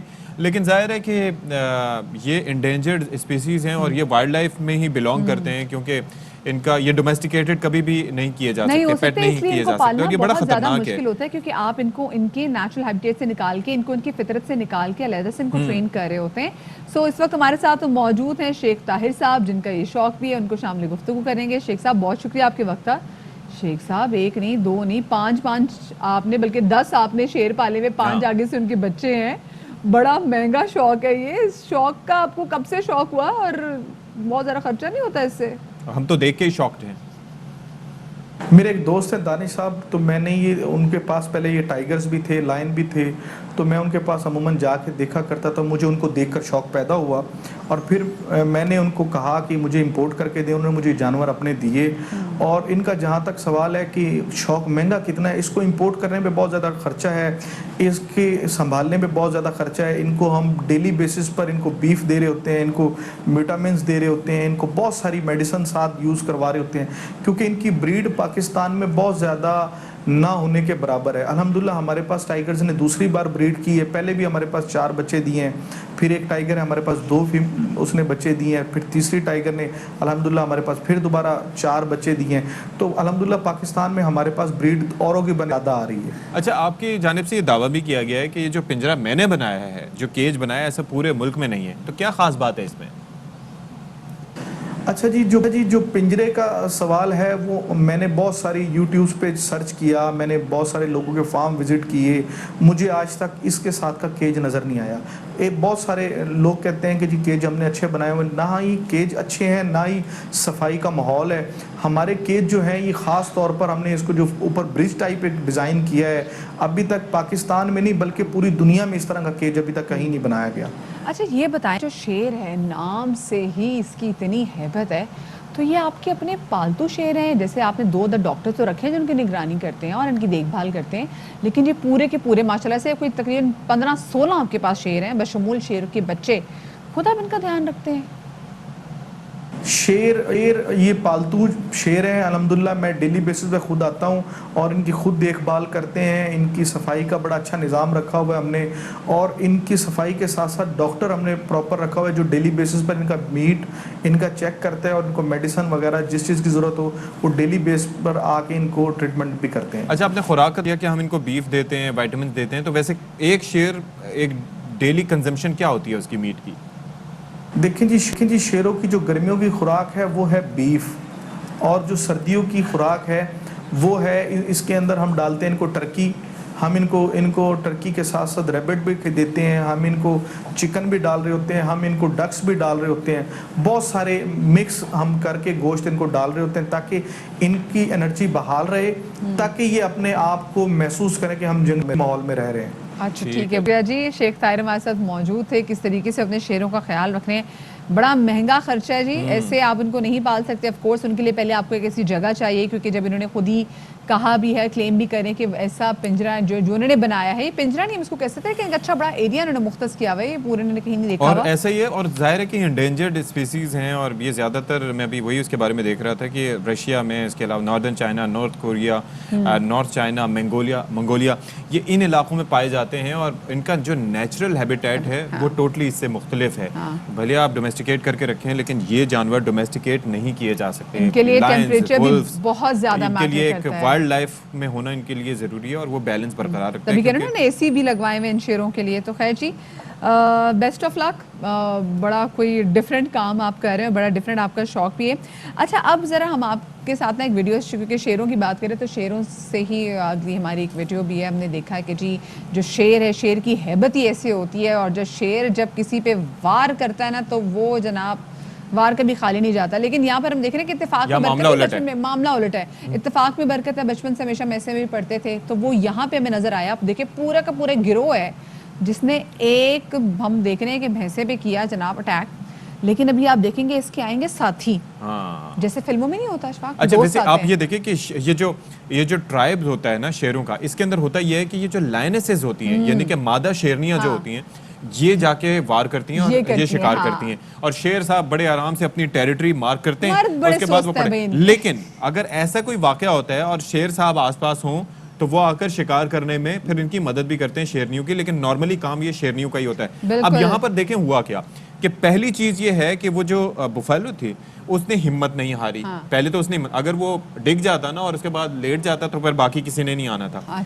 वो मुकाबला करता रहा, तो देख के जो उनका अपना जो एक पैक था इनका बुफेलोस का, उन्होंने भी मदद की ठानी, और ऐसे कई वीडियोस मौजूद हैं कि जब ये लड़ जाते हैं उनसे। Oh yes, you are absolutely right. और हम देख रहे हैं जैसे मुल्क में कोरोना के केसेस दिन ब दिन बढ़ते चले जा रहे हैं। गुज़िश्ता 24 घंटों में भी तकरीबन 89 अफराद कोविड की वजह से जाँ बहक हुए हैं, और अभी भी जो केसेस हैं वो थमने का नाम नहीं ले रहे। बड़ी शख्सियात से मुब्तला हो रही हैं। मुशीर तिजारत अब्दुल रज़ाक दाऊद, इनका भी जो कोविड टेस्ट है ये पॉजिटिव आ गया है, और अब्दुल रज़ाक दाऊद साहब ने कहा है कि उन्होंने खुद को क्वारंटीन कर लिया है, और तमाम लोगों से उन्होंने दुआओं की दरखास्त भी की है। So we have to be very much careful. The cases are on the rise. हम दोबारा कहेंगे ये मजाक नहीं है, ये कोई ढकोसला नहीं है। ये जो लोग जो हैं कीबोर्ड वॉरियर्स आके हम पे वार करते रहते हैं कि जनाब ये तो ऐसे ही जो है वो डर खौफ फैला रहे हैं, ऐसा नहीं है। कोरोना वाक़तन है, रोज़ बरोज़ केसेस में इजाफा हो रहा है, और डेल्टा वेरिएंट जो है वो बाज़ औक़ात आपके ये नॉर्मल PCR टेस्ट में आता भी नहीं है, उसके लिए स्पेशल टेस्टिंग की ज़रूरत होती है। तो लोगों को बहुत ज़्यादा एहतियात की ज़रूरत है। मतलब आप अगर अपने हाथ धो लेंगे, अगर आप सैनिटाइज़र यूज़ कर लेंगे, अगर आप मास्क पहन लेंगे, तो ये भी तो सोचें कि कराची में डस्ट कितनी है, वो आपको डस्ट से भी बचा सकता है, वो कई और बीमारियों से बचा सकता है, मुंह में मक्खी जाने से बचा सकता है अगर आप बाइक चला रहे हैं। अशफाक, हमने नोट किया कि बहुत सारी जगहों पे जहाँ पर हमें अक्सर वायरल नज़ला ज़ुकाम और खांसी होती थी ना, वो काफ़ी ज़्यादा कम हुए, वो इस वजह हाँ। से भी कि हम काफ़ी ज़्यादा मोहतात हुए हैं, हम बार बार हाथ धोते हैं, सैनिटाइज और करते फिर हैं, कई भी खुद को अमराज हैं, टाइफाइड मास्क की मिसाल पहनते ले लें हैं, और कितने मास्क पहनते हैं, उसकी वजह से ये तमाम तो जो वायरल बीमारी ना कहीं हद तक कंट्रोल में, लेकिन कोविड कंट्रोल से बाहर तब होता है जब आप लोग ख्याल नहीं रखते। इसका ख्याल रखें, अपना भी ख्याल रखें, अपने आसपास के लोगों का भी ख्याल रखें। शाद रहें, आबाद रहें, अल्लाह हाफ़िज़। अल्लाह हाफ़िज़।